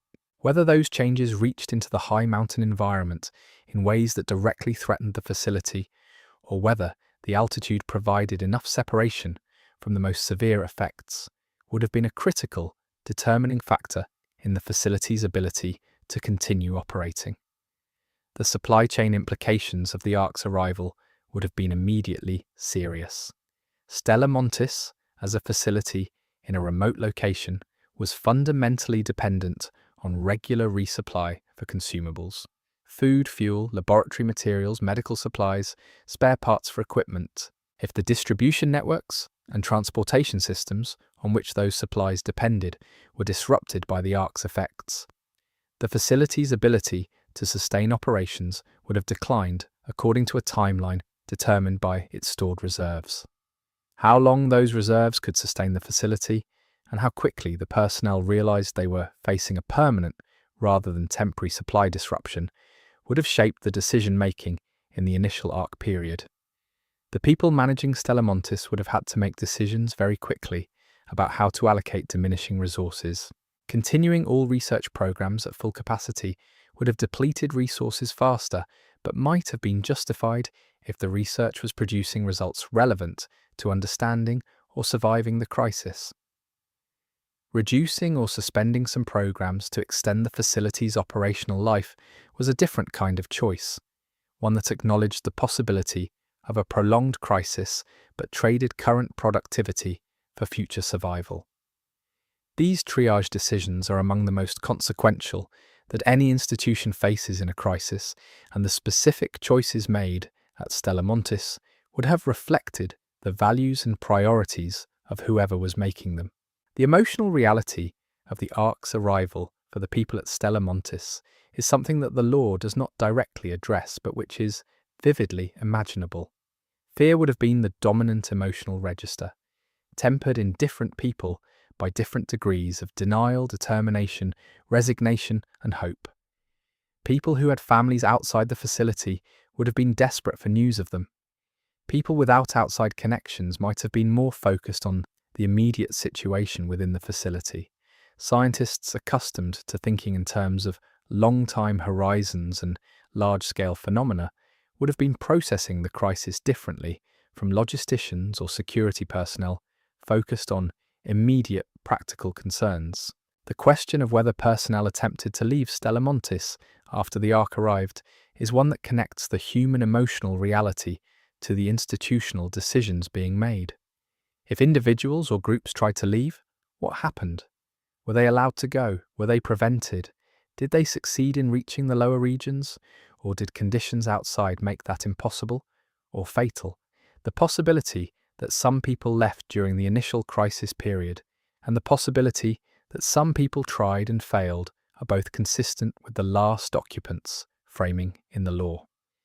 The final group was a reduced group, and the process of reduction likely involved some combination of voluntary departure, forced evacuation, and loss. The early Ark period would also have been a time of extraordinary scientific observation at Stella Montis, at least for those programs oriented toward understanding the phenomenon. Instruments that had been calibrated and operated before the Ark arrived would have been producing unprecedented data as the Ark made itself known in the environment around the facility. The scientists operating those instruments would have been experiencing the specific combination of professional exhilaration and personal terror that comes from witnessing something historically significant under conditions of personal danger. Their observations from this period, if preserved, would be among the most valuable records of the Ark's arrival. The institutional relationships of Stella Montis were tested by the Ark's arrival in ways that prior stress had not produced. If the facility had relationships with government bodies, those bodies were now consumed by the crisis at the population level. If it had relationships with corporations, those corporations were in survival mode. If it had relationships with academic institutions, those institutions were experiencing their own disruptions. The network of external support that had sustained the facility's operations was fragmenting rapidly, and Stella Montis was being forced faster than anyone had anticipated to become genuinely self-reliant. The protocols for crisis situations at Stella Montis, if such protocols existed, would have been activated and tested by the Ark's arrival. Facilities of this kind typically have emergency procedures: what to do if communications are lost, what to do if resupply is disrupted, what to do if the facility needs to operate independently for extended periods. Whether those protocols were adequate to the scale of what the Ark represented is another question. Protocols designed for temporary disruptions of known types are often inadequate for open-ended crises of unprecedented character. The gap between the anticipated emergencies and the actual emergency would have been a source of significant institutional stress. The role of the facility's leadership during this period was critical. A leader who communicated clearly and honestly about what was happening, who made decisions transparently and maintained the trust of the facility's population, would have been in a stronger position to maintain institutional coherence than one who withheld information, made decisions unilaterally, or failed to adapt to rapidly changing circumstances. The quality of leadership at Stella Montis during the Ark arrival period would have been one of the primary determinants of how long the facility maintained its capacity to function as a purposeful institution rather than simply a survival group. The physical integrity of the facility during the Ark's arrival period would have been another critical concern. If the Ark's effects included seismic activity, electromagnetic disturbances, or other physical phenomena that could affect a mountain installation, the engineering team would have been monitoring the facility's structural status constantly. Any significant damage to the mountain installation itself, to its ventilation systems, its water supply, its power generation, or its structural integrity would have forced resource allocation toward repair and maintenance that was not available for the facility's primary programs. The question of what the Ark Raiders, the salvagers who operate in the Ark Raiders game, knew about Stella Montis during the active crisis period is interesting and perhaps underexplored. The game's characters operate in the aftermath of the Ark's devastation, but they operate in a world that still has institutional memory, fragmentary records, community knowledge about what was where before the Ark overwhelmed everything. Whether Stella Montis was known to those communities, whether its existence was a piece of shared knowledge among the people trying to survive in the Rust Belt and surrounding regions, would have shaped whether any outside help was attempted during the crisis period. The absence of outside help which the sealed and apparently unvisited status of Stella Montis implies, is itself significant. Either no one outside knew enough about the facility to attempt to reach it, or those who knew were unable to make the journey, or those who tried failed to get through. Any of these possibilities is consistent with the description of a world severely disrupted by the Ark, where normal assistance networks had broken down and each community was focused primarily on its own survival. The isolation of Stella Montis during its final operational period was likely total, not chosen but imposed. The moment when the people at Stella Montis realized that no outside help was coming would have been a watershed in the facility's psychological and institutional history.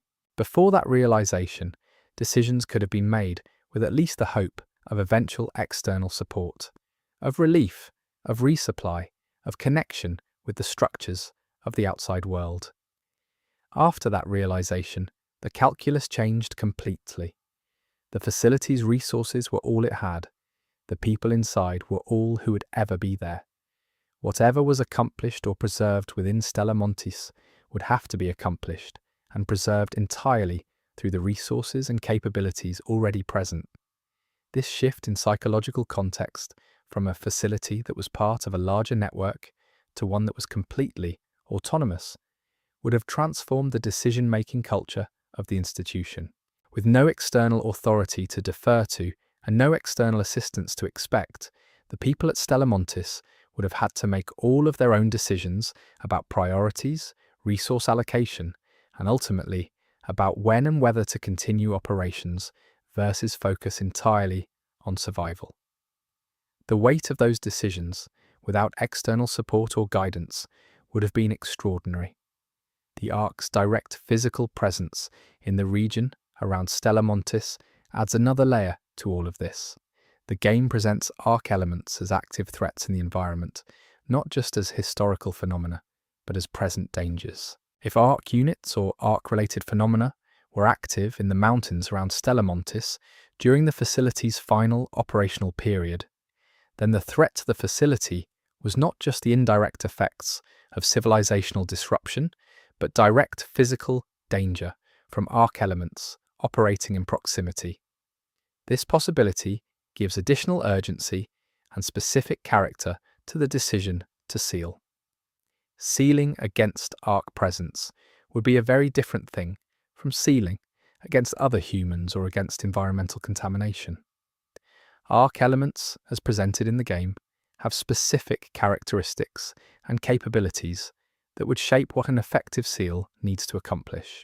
The engineering requirements for sealing out human visitors are different from those for sealing out something with Ark-like capabilities. If the sealing was designed with Ark elements specifically in mind, the sophistication of the closure mechanisms would reflect that, and the interior of the facility might be protected in ways that go beyond simple physical barriers. The legacy of the Ark's arrival for Stella Montis is the complete transformation of its identity and purpose.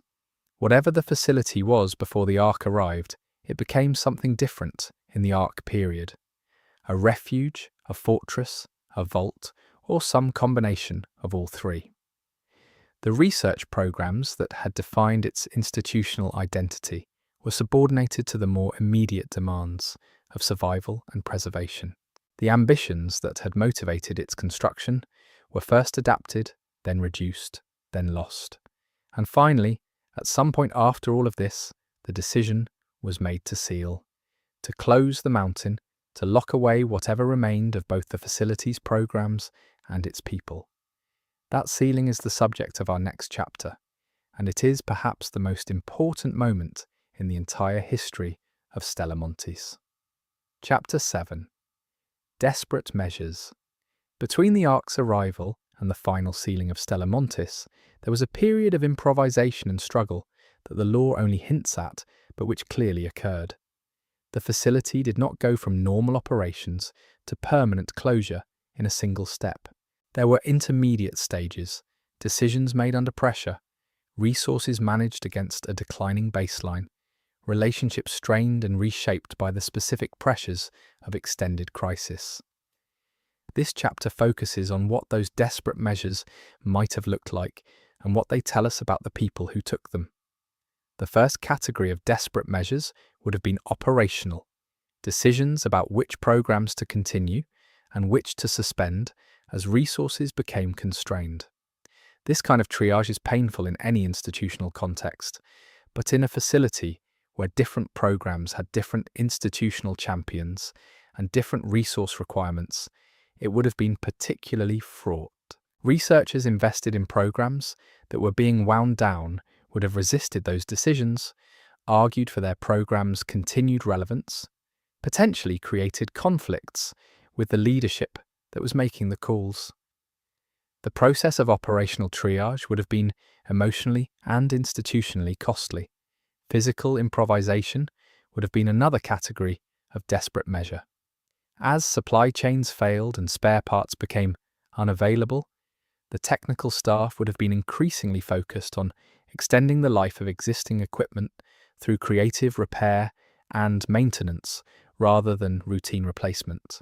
This kind of improvisation is a specific technical skill, and the people who are good at it would have become increasingly valuable to the facility community as the crisis deepened.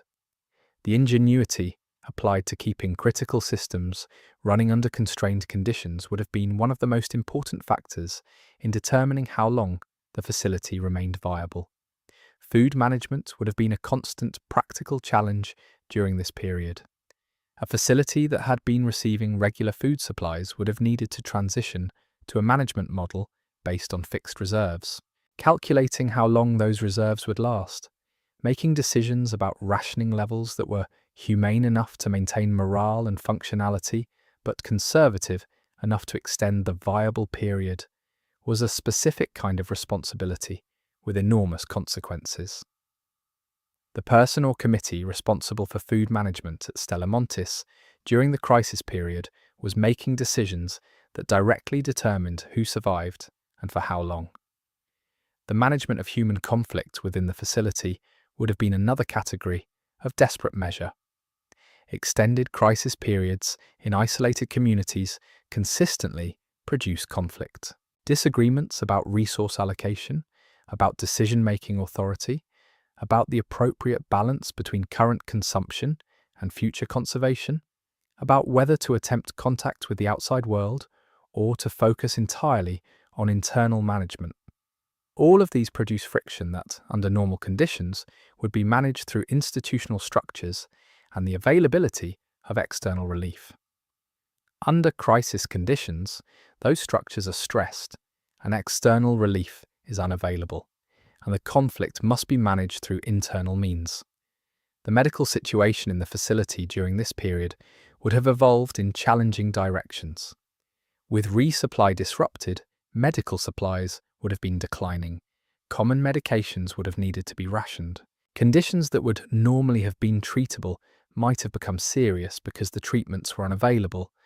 Mental health challenges, including depression, anxiety, and the more severe psychological responses to prolonged extreme stress, would have been increasingly common and increasingly difficult to address with the resources available. The medical team would have been managing a deteriorating health situation with a diminishing toolkit. Water and power management during this period would have required constant attention and creative problem solving. Water in an alpine location is generally available from snowmelt and underground sources, but purifying and distributing it reliably required working systems. Power generation, whether from generators, microhydro, or other sources, required fuel or maintenance inputs that would have needed to be carefully managed. The failure of water or power supply would have cascaded through every other aspect of the facility's operation, making the maintenance of these fundamental systems a priority that competed with everything else. The question of communications during this period is fascinating, even after institutional external communications had failed. The facility might have retained some capability for passive reception of signals from outside, whether radio broadcasts, data signals, or other forms of electromagnetic communication. What those signals would have carried, and what news of the outside world would have reached the people, inside Stella Montis is both practically and emotionally significant. Knowing that other communities survived, that the world outside was not completely silenced, would have provided psychological sustenance. Receiving only silence would have had the opposite effect. Attempts to communicate outward, to signal existence or need to any outside parties, would have carried their own risks and resource costs. Transmitting requires power. It potentially advertises the facility's location and status to any actor capable of detecting the transmissions. If arc elements had some capacity to respond to certain kinds of emissions, transmitting might have constituted a specific danger. The decision of whether to attempt outbound communication, and if so how, would have been another in the long series of difficult choices that characterized this period. The facility's relationship with its physical environment underwent a significant change during the desperate period. The mountain that had always been a resource and a protection now became something that also needed to be managed with extreme care. The rock itself was fine, but the interfaces between the rock and the built facility, the points where the construction met the natural mountain, were points of potential failure under sustained stress. The technical team would have been monitoring these interfaces carefully, managing any water infiltration, checking structural loads, ensuring that the mountain's natural processes were not gradually undermining the facility's integrity. The psychological measures taken to maintain functionality during this period are less visible in the physical evidence, but no less important in the overall history. Maintaining morale, maintaining a sense of purpose, maintaining the social bonds that allow a community to function cooperatively under extreme pressure. These are not technical problems with engineering solutions. They are human problems that require human responses. The leaders and community members who are most skilled at these kinds of interventions would have been performing a kind of institutional life support that was just as critical as the technical systems being maintained by the engineering team. Work itself was likely used as a stabilizing mechanism during this period. People in isolated, high-stress situations often find that having meaningful work to do is one of the most important factors in maintaining psychological equilibrium. The research programs that continued during the desperate period would have provided structure and purpose to those engaged in them. Even programs that had been reduced or modified from their original scope would have given researchers something to organize their days around, a way of feeling that their time and skills were contributing to something meaningful, even as the external situation deteriorated. Ritual and routine are another aspect of community life in isolated settings that become more, rather than less important under stress. The meal times, the shift schedules, the regular maintenance checks, the social gatherings that had developed as part of the facility's culture over its operational life. These routines would have provided a framework of normalcy that helped people function even when the underlying reality was profoundly abnormal. The desperate period was probably also a period in which new rituals developed, specific to the crisis context, that helped the community process its situation collectively. The question of individual departures during this period requires more attention than it typically receives in discussions of Stella Montis. Some people would have left, either because they succeeded in navigating the external conditions and reaching safety, or because they believed they could, or because the psychological cost of staying became intolerable and any alternative seemed preferable. The ones who left, if any succeeded in getting out, might be the source of some of the limited external knowledge about what was happening inside the facility. Their accounts, fragmented and incomplete as they would have contributed to the largely unknown character of the facility's interior situation. The desperate measures that the remaining community took to prepare for the possibility of a very long isolation are worth considering specifically. If the people at Stella Montis concluded that they might be isolated not just for months but for years, or indefinitely, their resource management and operational strategies would have reflected that calculation. Long-term isolation planning looks very different from short-term crisis management. It involves making irreversible choices about resource allocation, about which programs to maintain versus which to shut down permanently, about how to conserve the facility's physical infrastructure against the demands of long-term unplanned use. The creation of records during this period would have been another form of desperate measure. People who believed they might not survive, or who believed the facility might not be accessible to outside parties for a very long time, would have been motivated to document what had happened, what they had learned, and what they had preserved. Creating records is an act of faith in the future, a belief that someone eventually will come and find these records and be able to use them. The decision to invest time and resources in documentation during a period of extreme scarcity speaks to a specific kind of hope. What those records would say is one of the most intriguing questions in the Stella Montis law space. Would they explain the facility's programs? Would they document the Ark's arrival and effects?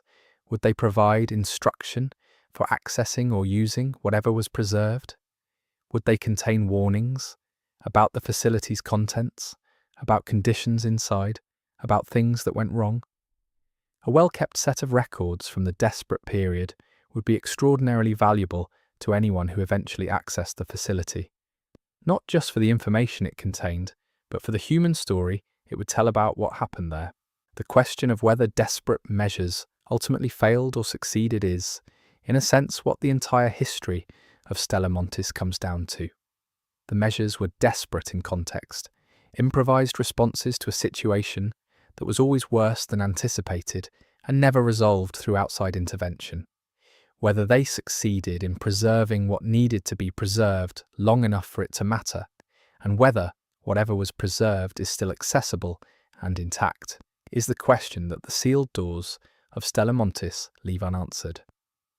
The transition from desperate operational measures to the decision to seal is the final step in this chapter's narrative. At some point, the calculus changed. The cost of continued active operations was no longer justified by the benefits. The resources being consumed to maintain operational systems were not producing returns that warranted the expenditure, or the conditions inside or outside had changed in ways that made continued operation impossible. The desperate measures reached their limit, and the people inside faced a choice: continue to a point of exhaustion and unplanned failure, or make a deliberate choice to seal the facility in the best possible condition, preserving whatever could be preserved. The choice to seal, when it was made, would have required both practical planning and an acceptance of finality.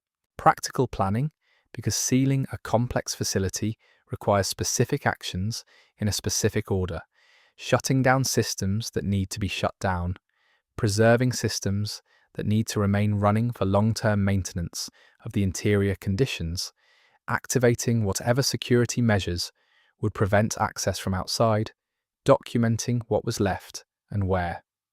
An acceptance of finality, because no one who participated in that sealing could have been unaware of what it meant for their own situation and for the facility's future. This was the last act of Stella Montis as an operating institution. Everything before the sealing was its history. Everything after it is the state we now find it in. Chapter 8. The Sealing. Of all the events in the history of Stella Montis, the sealing is the one that most directly shapes its current status and its significance to the Ark Raiders world. It is the event that transformed the facility from an operating institution into a locked archive, from a place of active work into a place of preserved evidence. Understanding the sealing, what it was, how it was accomplished, and why it was done the way it was done, is essential to everything else we might want to know about what the facility currently holds and what accessing it might reveal. The mechanics of sealing a large mountain facility are not trivial. It is not simply a matter of closing doors and walking away. A complex installation of this scale has multiple access points, multiple ventilation systems, multiple utility connections to the outside world. Sealing it means addressing each of these systematically in ways that will hold over extended periods and under conditions that cannot be fully anticipated. The engineering required to accomplish a seal that would remain effective for years or decades is significant, and the people who executed it would have needed both the technical knowledge of the facility's systems and the physical ability to implement the required actions. The choice of which access points to seal and how is immediately significant. Primary entrances would have needed to be secured against physical intrusion in ways that went beyond normal lockdown procedures. Service entrances, utility access points, ventilation intakes, all of these are potential access paths that a thorough seal would need to address. Whether the seal was designed primarily to keep humans out, to keep arc elements out, or to keep something inside in, would have determined the specific technical approach taken to each of these points. The preparation of the interior before sealing is another aspect of the process that has significant implications for what the facility currently contains. A thoughtfully executed seal would have included steps to preserve the interior in the best possible condition, setting temperature and humidity management systems to appropriate maintenance levels, securing loose materials against degradation, ensuring that power supplies would remain adequate for the systems that needed to continue running, documenting the state of everything that was being preserved so that future visitors would have a record of what they were finding. If the sealing was done in conditions of acute crisis, some or all of these preparatory steps might have been compromised or skipped. A sealing accomplished under immediate threat with inadequate time for thorough preparation would have preserved the facility's contents in a more raw and unmanaged state, systems potentially failing as power declined, materials not secured against long-term degradation, documentation incomplete or absent. The difference between a carefully prepared seal and a hastily executed one would be dramatically visible to anyone who eventually accessed the interior. The question of whether anyone was sealed inside the facility when the final closure occurred is one of the most emotionally significant aspects of this topic. If the last occupants sealed themselves inside, then the sealed facility contains not just preserved materials and records, but the remains of the people who made the decision to seal it. This possibility transforms Stella Montis from an archive into something closer to a tomb, and that distinction carries enormous weight for how we think about accessing and exploring the facility. The decision to seal oneself inside, if that is what happened, requires a specific kind of reasoning. It might have been based on a belief that exiting was impossible or fatal, so that sealing was simply the safest option for whatever time remained. It might have been based on a conviction that what was preserved inside was worth protecting, even at personal cost, that dying inside the sealed facility was more acceptable than risking the contents by attempting to exit. It might have been based on a hope that rescue would eventually come, that the seal was temporary from the inside perspective, even if it was intended to be permanent from the outside. The alternative possibility is that the sealing was done from outside, that the final occupants left the facility and sealed it behind them, then either survived the external conditions or did not. This scenario changes the moral and emotional character of the event significantly. Sealing from outside is more clearly a protective act, closing the facility to prevent unauthorized access to its contents. It implies that the people who sealed it had a plan for their own survival that was separate from the facility's survival, and that they believed the seal would hold long enough to matter. The design of the seal itself would reflect whichever of these scenarios was the case. A seal designed to be operated from inside would have different mechanisms from one designed to be operated from outside. The technological sophistication of Arc Raider's world suggests that various kinds of electronic, mechanical, and potentially more exotic locking mechanisms could have been employed. Understanding what kind of seal Stella Montis has and whether it was designed to be opened from inside or outside, or both, would tell us a great deal about the circumstances and intentions of the sealing. The question of whether the seal is reversible, and if so, how, is one of the most practically significant questions for Arc Raider's characters who might want to access the facility. A seal designed to be permanent, to never be opened by anyone, would have required different engineering from one design to be eventually opened under specific conditions. If the people who sealed Stella Montis intended for it to be reopened someday, they presumably left some mechanism for doing so, a key, a code, a condition that would allow the seal to be broken without destroying what was inside. If they intended it to be permanent, the challenge of accessing it without damaging the contents would be considerably greater. The timing of the sealing relative to the broader course of the Ark crisis is something that the law leaves unclear, but which matters for the internal state of the facility. If the sealing occurred early in the crisis, when the facility still had significant resources and intact operational systems, the interior would be in relatively good condition. If it occurred late, after years of crisis management and resource depletion, the interior would show the evidence of that prolonged struggle. The state of the interior, when someone eventually accesses it, will be one of the most informative pieces of evidence about when the sealing happened and under what conditions. The physical evidence of the sealing that is visible from the exterior of Stella Montis, if any, would be an important point of observation for anyone studying the facility from outside. The closure mechanisms, the reinforcement of access points, the condition of the exterior surfaces adjacent to sealed entrances. These would all carry information about how the sealing was executed. A seal that shows signs of hasty or improvised closure is telling a different story from one that shows systematic and careful execution. The difference between a panicked closure and a planned one is visible in the physical evidence. Let me address one of the most uncomfortable possibilities about the sealing, which is that it was not a unified decision made by the whole community, but a decision made by some people against the wishes or over the objections of others. In any community under extreme stress, decisions of this magnitude are rarely unanimous. The possibility that the sealing involved coercion, conflict, or the suppression of dissent is consistent with what we know about human behavior in crisis conditions.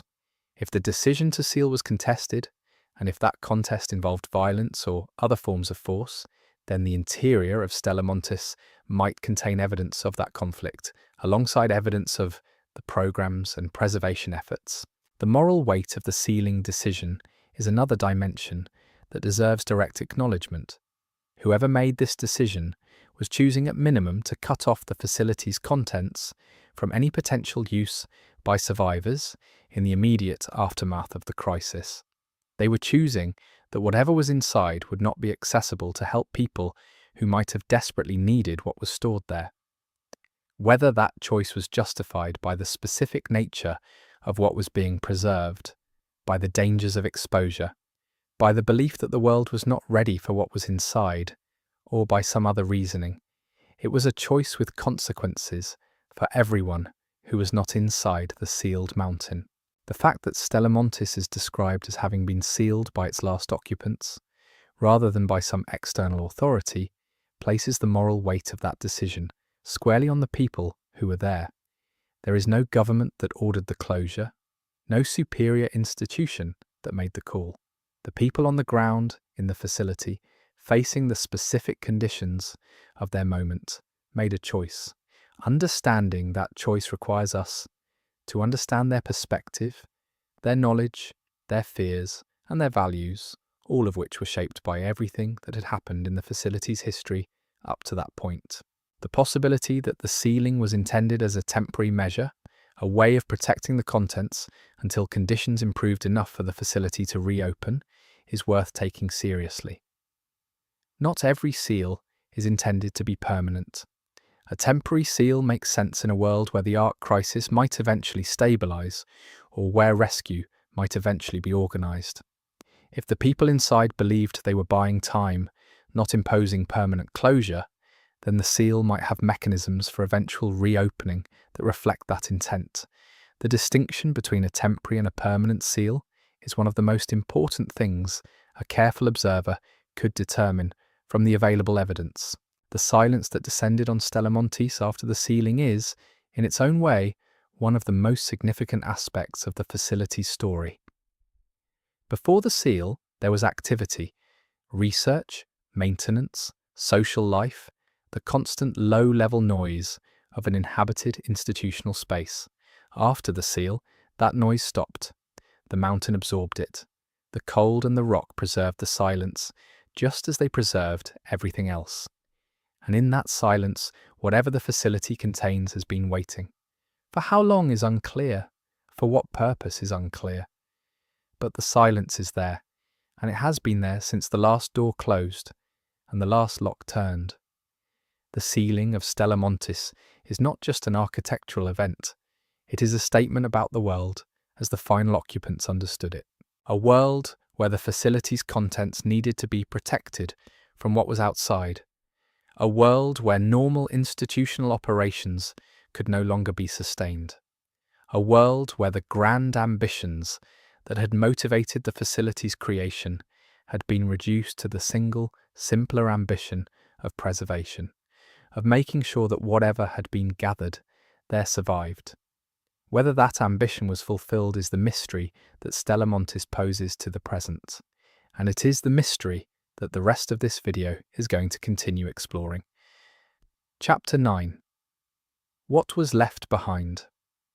When we talk about what was left behind at Stella Montis, we are really talking about two different categories of things. There are the physical contents of the facility, the materials, equipment, records, and anything else that was inside when the sealing occurred. And there are the external traces, the evidence visible outside the sealed facility that tells us something about what happened there. Both categories matter, and this chapter will work through what each suggests about the facility's history and current state. Let us start with the external traces because those are the things that are potentially accessible without breaching the seal. The exterior architecture of Stella Montis tells a story through its physical form, the scale of the carved access points, the design of the exterior structures adjacent to the mountain face, the engineering visible in the surface elements. These things speak to the facility's ambition and resources. A facility that invested as heavily in its exterior as Stella Montis apparently did was communicating something about its institutional identity, its permanence, its seriousness of purpose.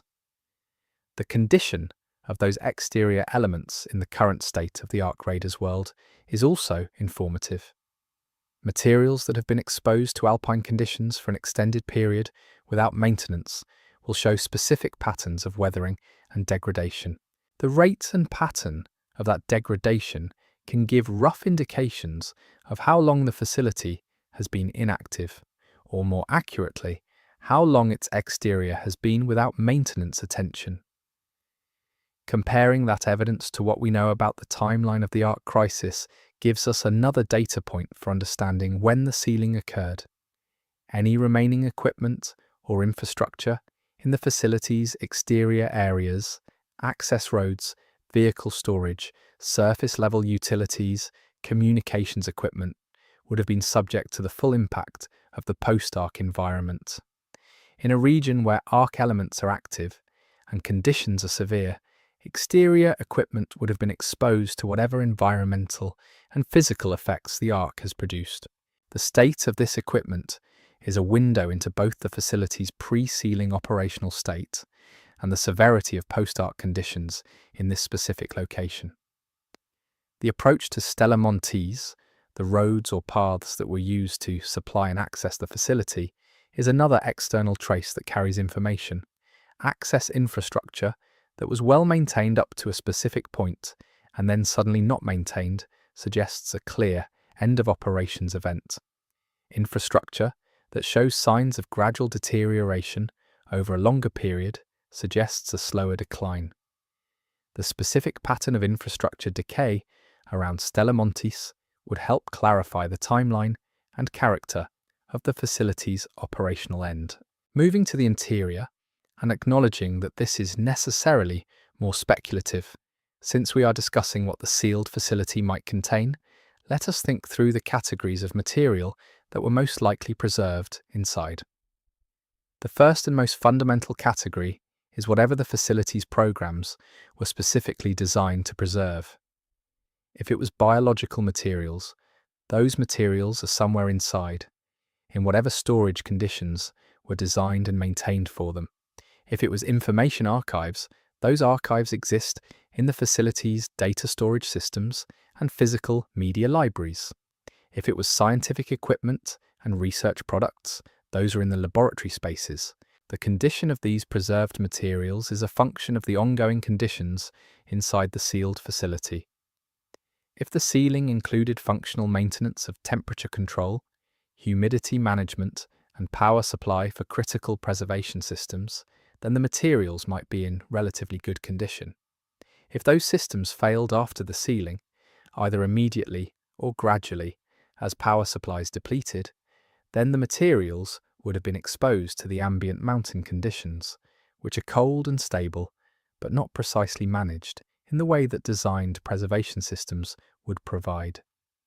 The records and documentation that were created over the facility's operational history would be another category of significant material inside the sealed space.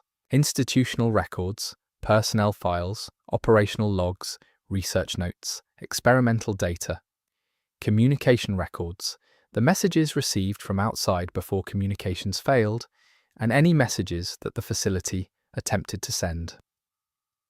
Documentation created specifically for future visitors. Any deliberate recording of what was preserved and how to access it. These documents would collectively constitute a history of Stella Montis from the inside, a perspective that is not currently available from any external source. The personal effects of the facility's personnel are a humanizing category of what was left behind. People who lived and worked in a place for extended periods accumulate possessions, books, photographs, clothing, tools of their trade and personal life. These items would have been present in the living spaces of the facility when the sealing occurred, and they are presumably still there. They would not have the scientific or operational significance of the preservation program's contents, but they would have the human significance of telling us who was there, what they cared about, how they lived. Any future exploration of Stella Montis would encounter these traces of individual human lives alongside the institutional materials. The equipment and infrastructure of the facility itself is another category of what was left behind. The systems that ran the facility, the generators, the ventilation equipment, the water systems, the communications infrastructure, the laboratory instruments, the environmental control systems, all of this is inside the sealed mountain. The state of these systems would tell us a great deal about how the facility was operating at the time of sealing and whether any of them are still functional. Some industrial and scientific equipment is extraordinarily durable. If key systems were shut down properly rather than allowed to fail, they might be recoverable even after a long dormant period. The specific research products of the facility's programs, the final outputs of whatever scientific work was being conducted there, represent perhaps the most potentially significant category of interior contents. If research programs produced findings that were documented before the sealing, those findings are somewhere in the facility. The significance of those findings depends entirely on what the research programs were focused on. If they were investigating the Ark, the findings could be extraordinary. If they were implementing a biological preservation program, the preserved materials are themselves the primary product. If they were conducting information archiving, the archive is the product. The food and consumable supplies that were inside at the time of sealing are worth considering for what they tell us about the sealing's circumstances. A facility that had been running on reduced rations for an extended period would have had relatively low food stocks at the time of sealing. One that sealed in a more planned way might have managed its food stock specifically for preservation, storing what was not consumed in conditions that maximize shelf life. The state of food storage in the sealed facility would be another data point for understanding the sealing's character. Any written or recorded messages left specifically for future visitors would be among the most immediately valuable things inside Stella Montis. People facing the prospect of long-term isolation or death in an institutional setting often feel compelled to leave messages for whoever comes after them. These messages might take many forms: formal institutional records, personal journals and letters, recorded audio or video, inscriptions on walls or other durable surfaces. Whatever form they took, they would represent a direct communication from the people who were there to whoever eventually comes to find what they left. The possibility that the interior contains evidence of violence or other extreme events during the final period is uncomfortable, but should not be avoided. Communities under severe stress sometimes fracture in ways that produce conflict, and conflict in an isolated environment with no external recourse can escalate in ways it would not under normal conditions.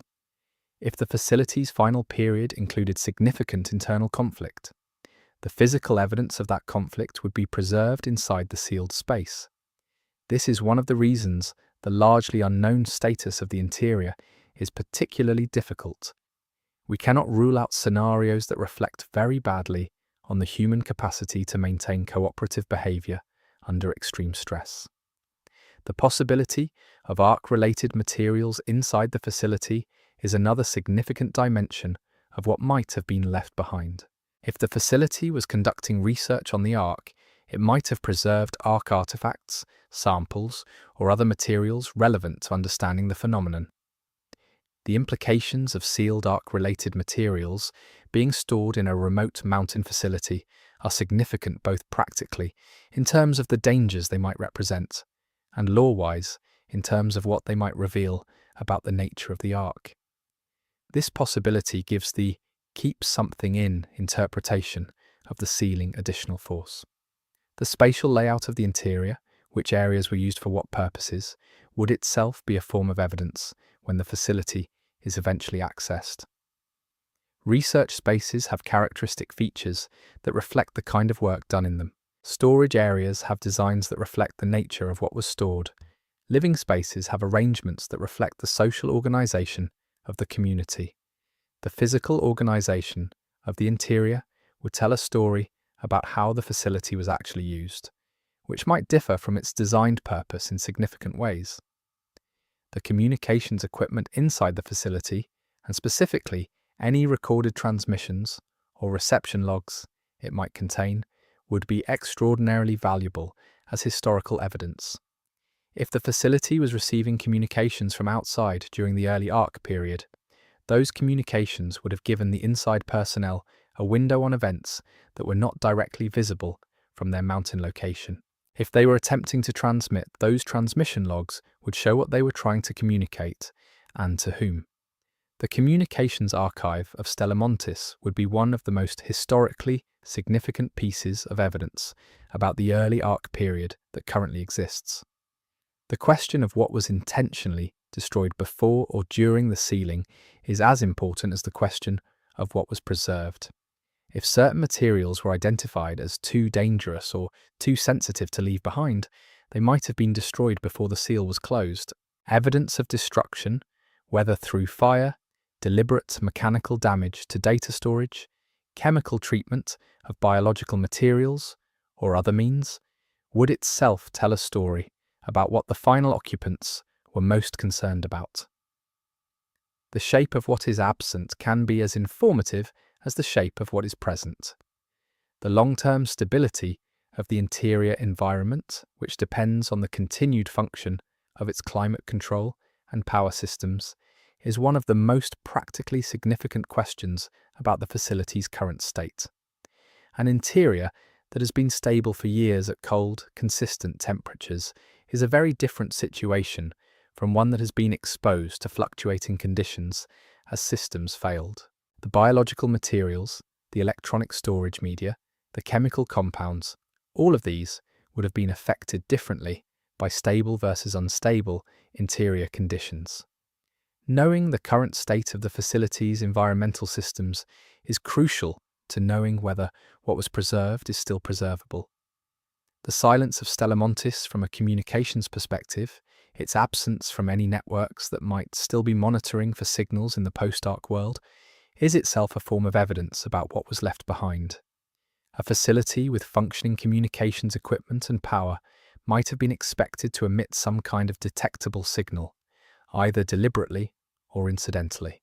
The apparent silence of Stella Montis suggests either that its communication systems were deliberately shut down as part of the sealing, that they have failed over time, or that they are operating in a mode that does not produce detectable external signals.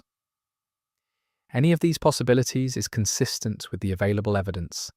The light inside Stella Montis, or the absence of it, is a small but evocative detail of what was left behind.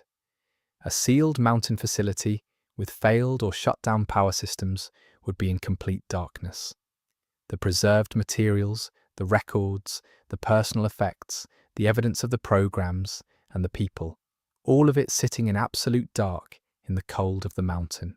That image of darkness and cold and preserved silence is one of the most characteristic images of what Stella Montis currently represents. Not destroyed, not accessed, just waiting in the dark. Chapter 10. Theories of the Interior. This chapter is where we move most firmly into the realm of interpretation, and I want to be upfront about that. What follows are theories, frameworks for thinking about what might be inside Stella Montis, built from the available evidence but extended by reasoning and imagination in ways that go beyond what the evidence directly supports. I think that kind of theorizing is valuable because it helps us understand what the different possibilities actually imply and which ones are most consistent with the pattern of clues we have. But it is theorizing, not reporting, and the distinction matters. The first major theory about the interior of Stella Montis is what I call the genetic library theory. This holds that the primary contents of the facility are biological preservation materials, a comprehensive collection of genetic material from species threatened by the ark's effects. Seed banks, frozen embryos, preserved genetic samples, possibly living populations of specific species maintained in controlled environments within the mountain. The cold and pristine conditions of the facility are perfectly suited to this purpose, and the logic of preserving biological diversity against a civilizational catastrophe is both scientifically sound and morally compelling. If the genetic library theory is correct, then Stella Montis is essentially a Noah's Ark built into a mountain, holding the genetic keys to restoring biological diversity in a world damaged by the Ark. The value of such a collection to any serious reconstruction effort would be incalculable.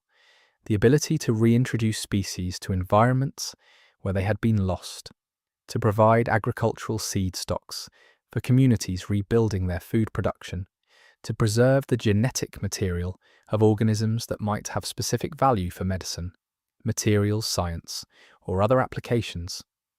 These possibilities make a biological preservation collection one of the most strategically valuable things that could currently exist in the Ark Raiders world. The second major theory is what I call the knowledge vault theory.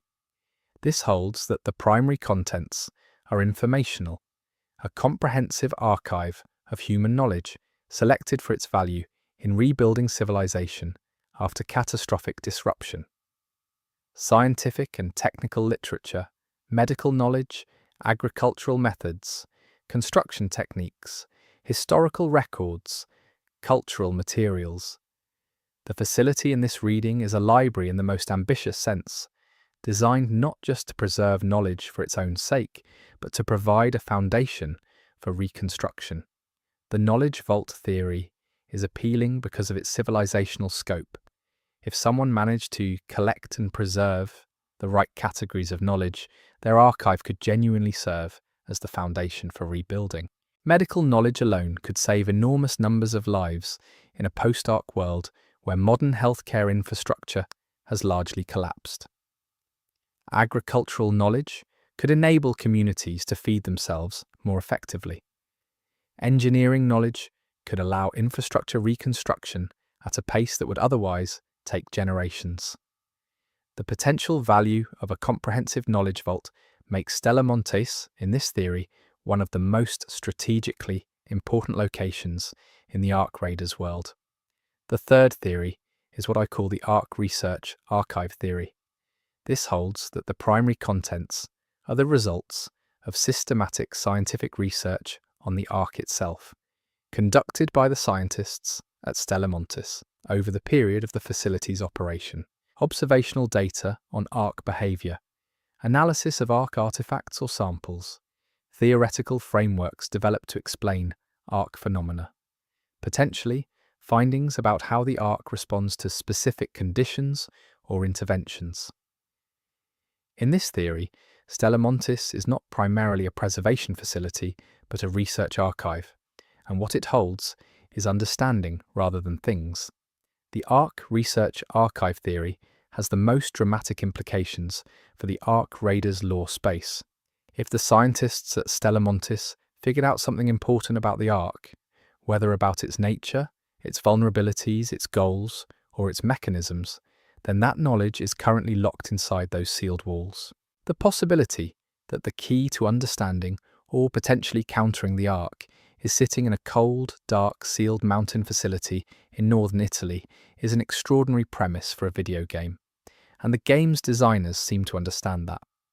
The Ark Research Archive theory would make Stella Montis not just historically significant, but actively crucial to the current situation. A fourth theory, which I find particularly interesting precisely because it is the least comfortable, is what I call the containment theory.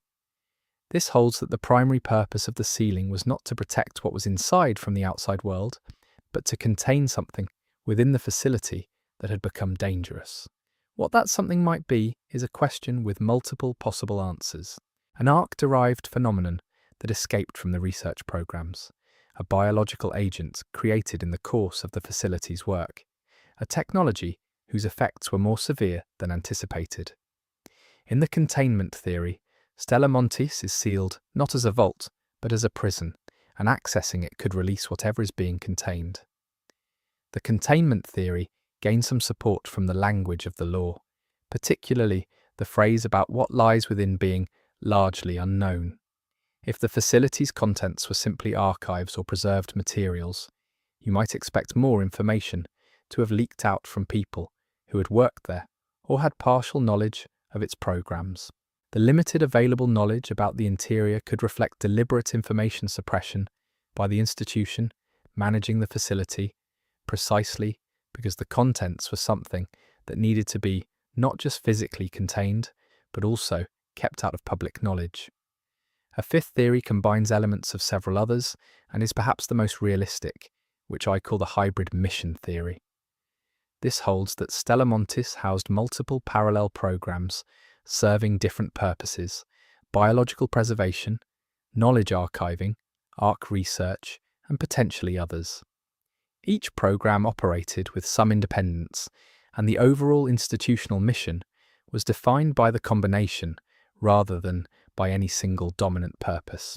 The facility's vast scale is most easily explained by a hybrid mission, since a single program, however ambitious, is less likely to require the enormous infrastructure that Stella Montis apparently contains. In the hybrid mission theory, the interior would be divided into discrete zones corresponding to the different programs, each with its own design characteristics, storage systems, and preserved materials. The resulting interior would be complex and heterogeneous, more like a small city of purpose-built buildings than like a single unified space. Exploring it would be a significant undertaking, requiring both physical access capability and the institutional knowledge to understand what each section was for and how it related to the others. The physical layouts implied by a hybrid mission would also explain some of the challenges associated with accessing the facility. Different sections might have different seal designs, reflecting the different security and preservation requirements of their contents. Some sections might be physically accessible, while others remain sealed. The most sensitive programs, whatever they were, might be in the deepest and most thoroughly secured parts of the facility, accessible only through layers of other sections that would need to be traversed first. Whatever theory proves most accurate, the interior of Stella Montis almost certainly contains things of significant value and significance in the Ark Raiders lore context. The combination of scale, isolation, deliberate preservation design, and intentional ceiling points toward contents that someone believed were worth all of that effort and sacrifice. Whether those contents are biological materials, information archives, research findings, or something more dangerous, they represent the culmination of a sustained institutional effort under extraordinary circumstances. The question of access is intertwined with the question of contents. Knowing what is inside would inform how to access it safely. Accessing it safely requires knowing what is inside. This circular relationship between knowledge and access is part of what makes Stella Montis so compelling as a lore mystery. It is not simply locked. It is locked in a way that makes the information needed to unlock it safely difficult to obtain without first unlocking it. The seal is, in a sense, self-reinforcing through the ignorance it creates. The potential value of what is inside Stella Montis to the various factions and communities of the Ark Raiders world would make it a target of significant interest once its existence and rough contents become known. Communities that need medical knowledge, agricultural knowledge, or biological materials for reconstruction would have powerful reasons to want access. Factions with Ark-related objectives would potentially want the research archive or any Ark artifacts inside. Security-minded groups might want to ensure that the facility's contents do not fall into the wrong hands. The politics of Stella Montis, once its existence is widely known, would be deeply complicated. The Ark itself, as an active presence in the games world, may have its own relationship to Stella Montis that we cannot currently specify but should not ignore.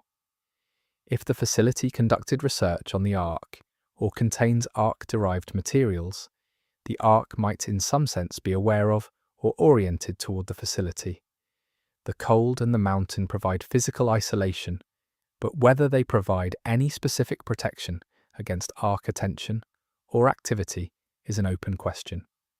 The possibility that the Ark has not ignored Stella Montis simply because the facility is sealed and remote is one that should inform thinking about what accessing it might involve.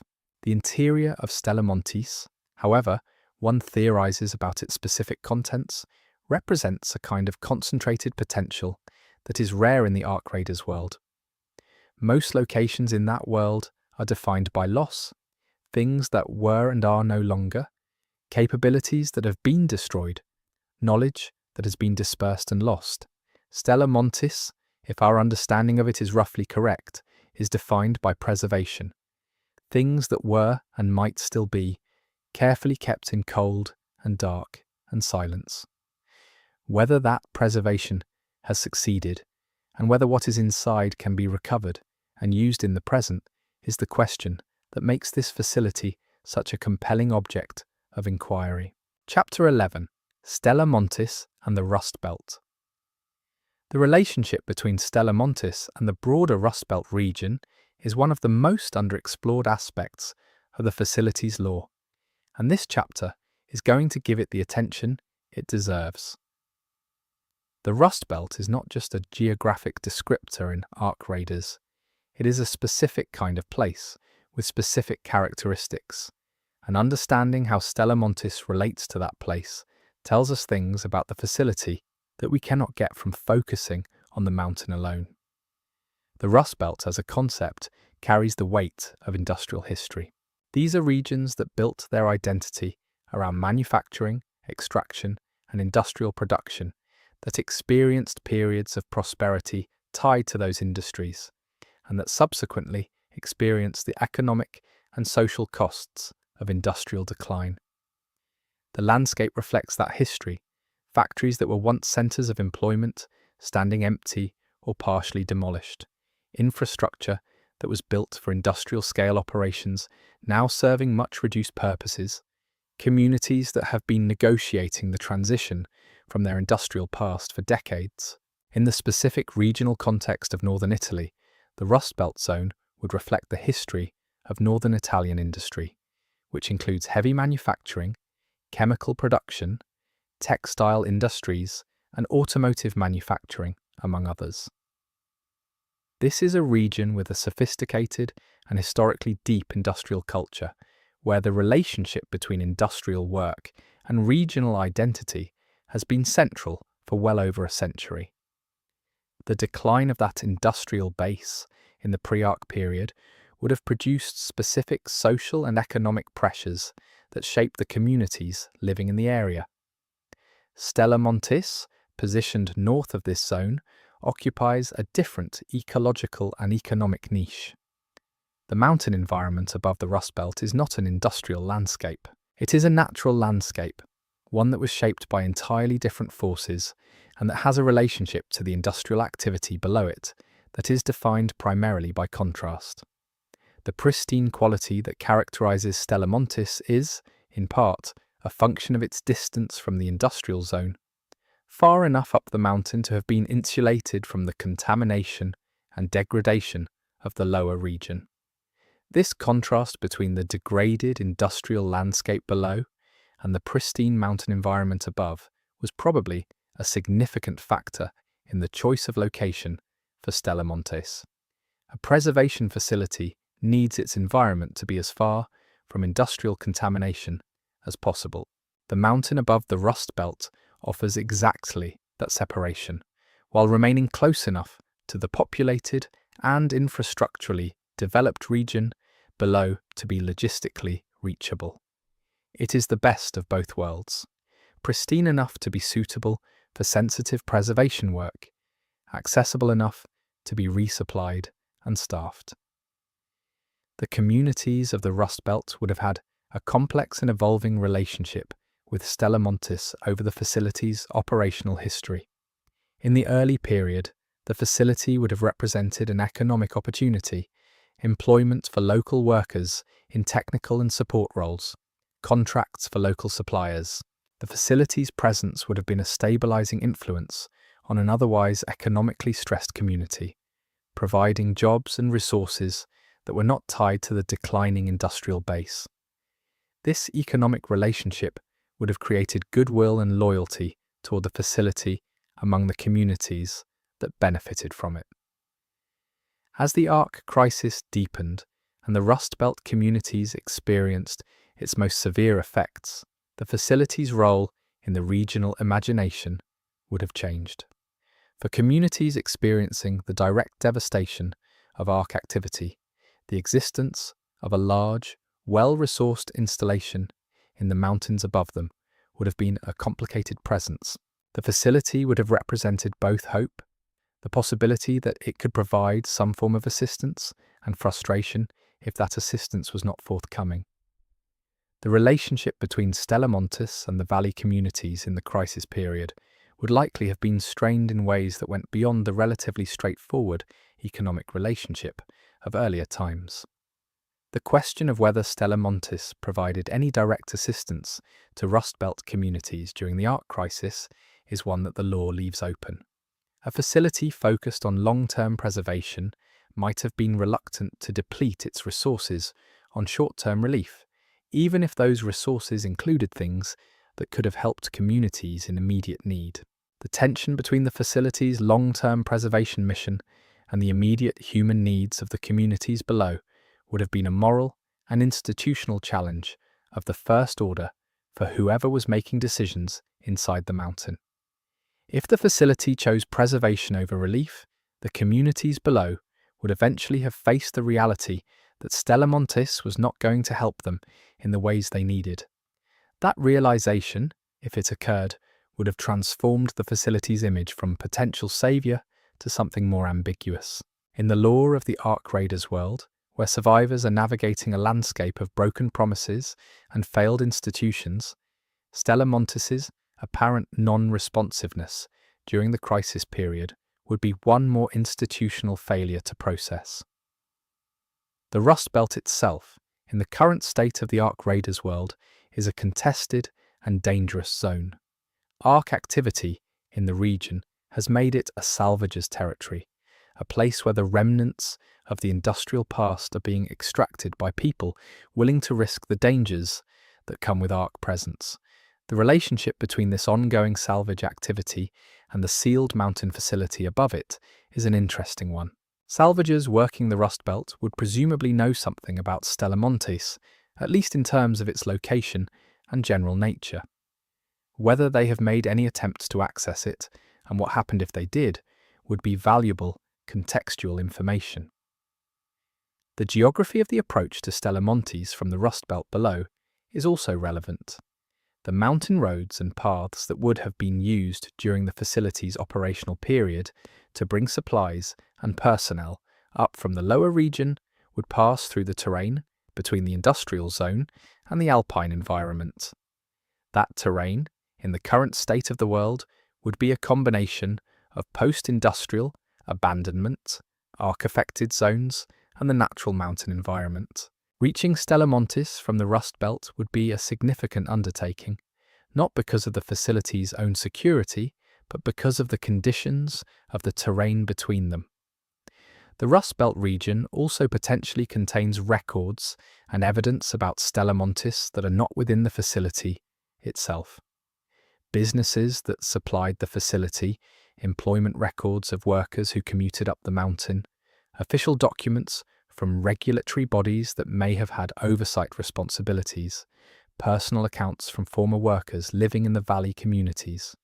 All of these sources of external evidence about the facility would have existed in the Rust Belt region and might survive in various states of preservation among the region's ruins and archives. Finding and accessing that external evidence is one of the most practical approaches to learning more about Stella Montis without needing to breach the facility's seal. If supply company records survive,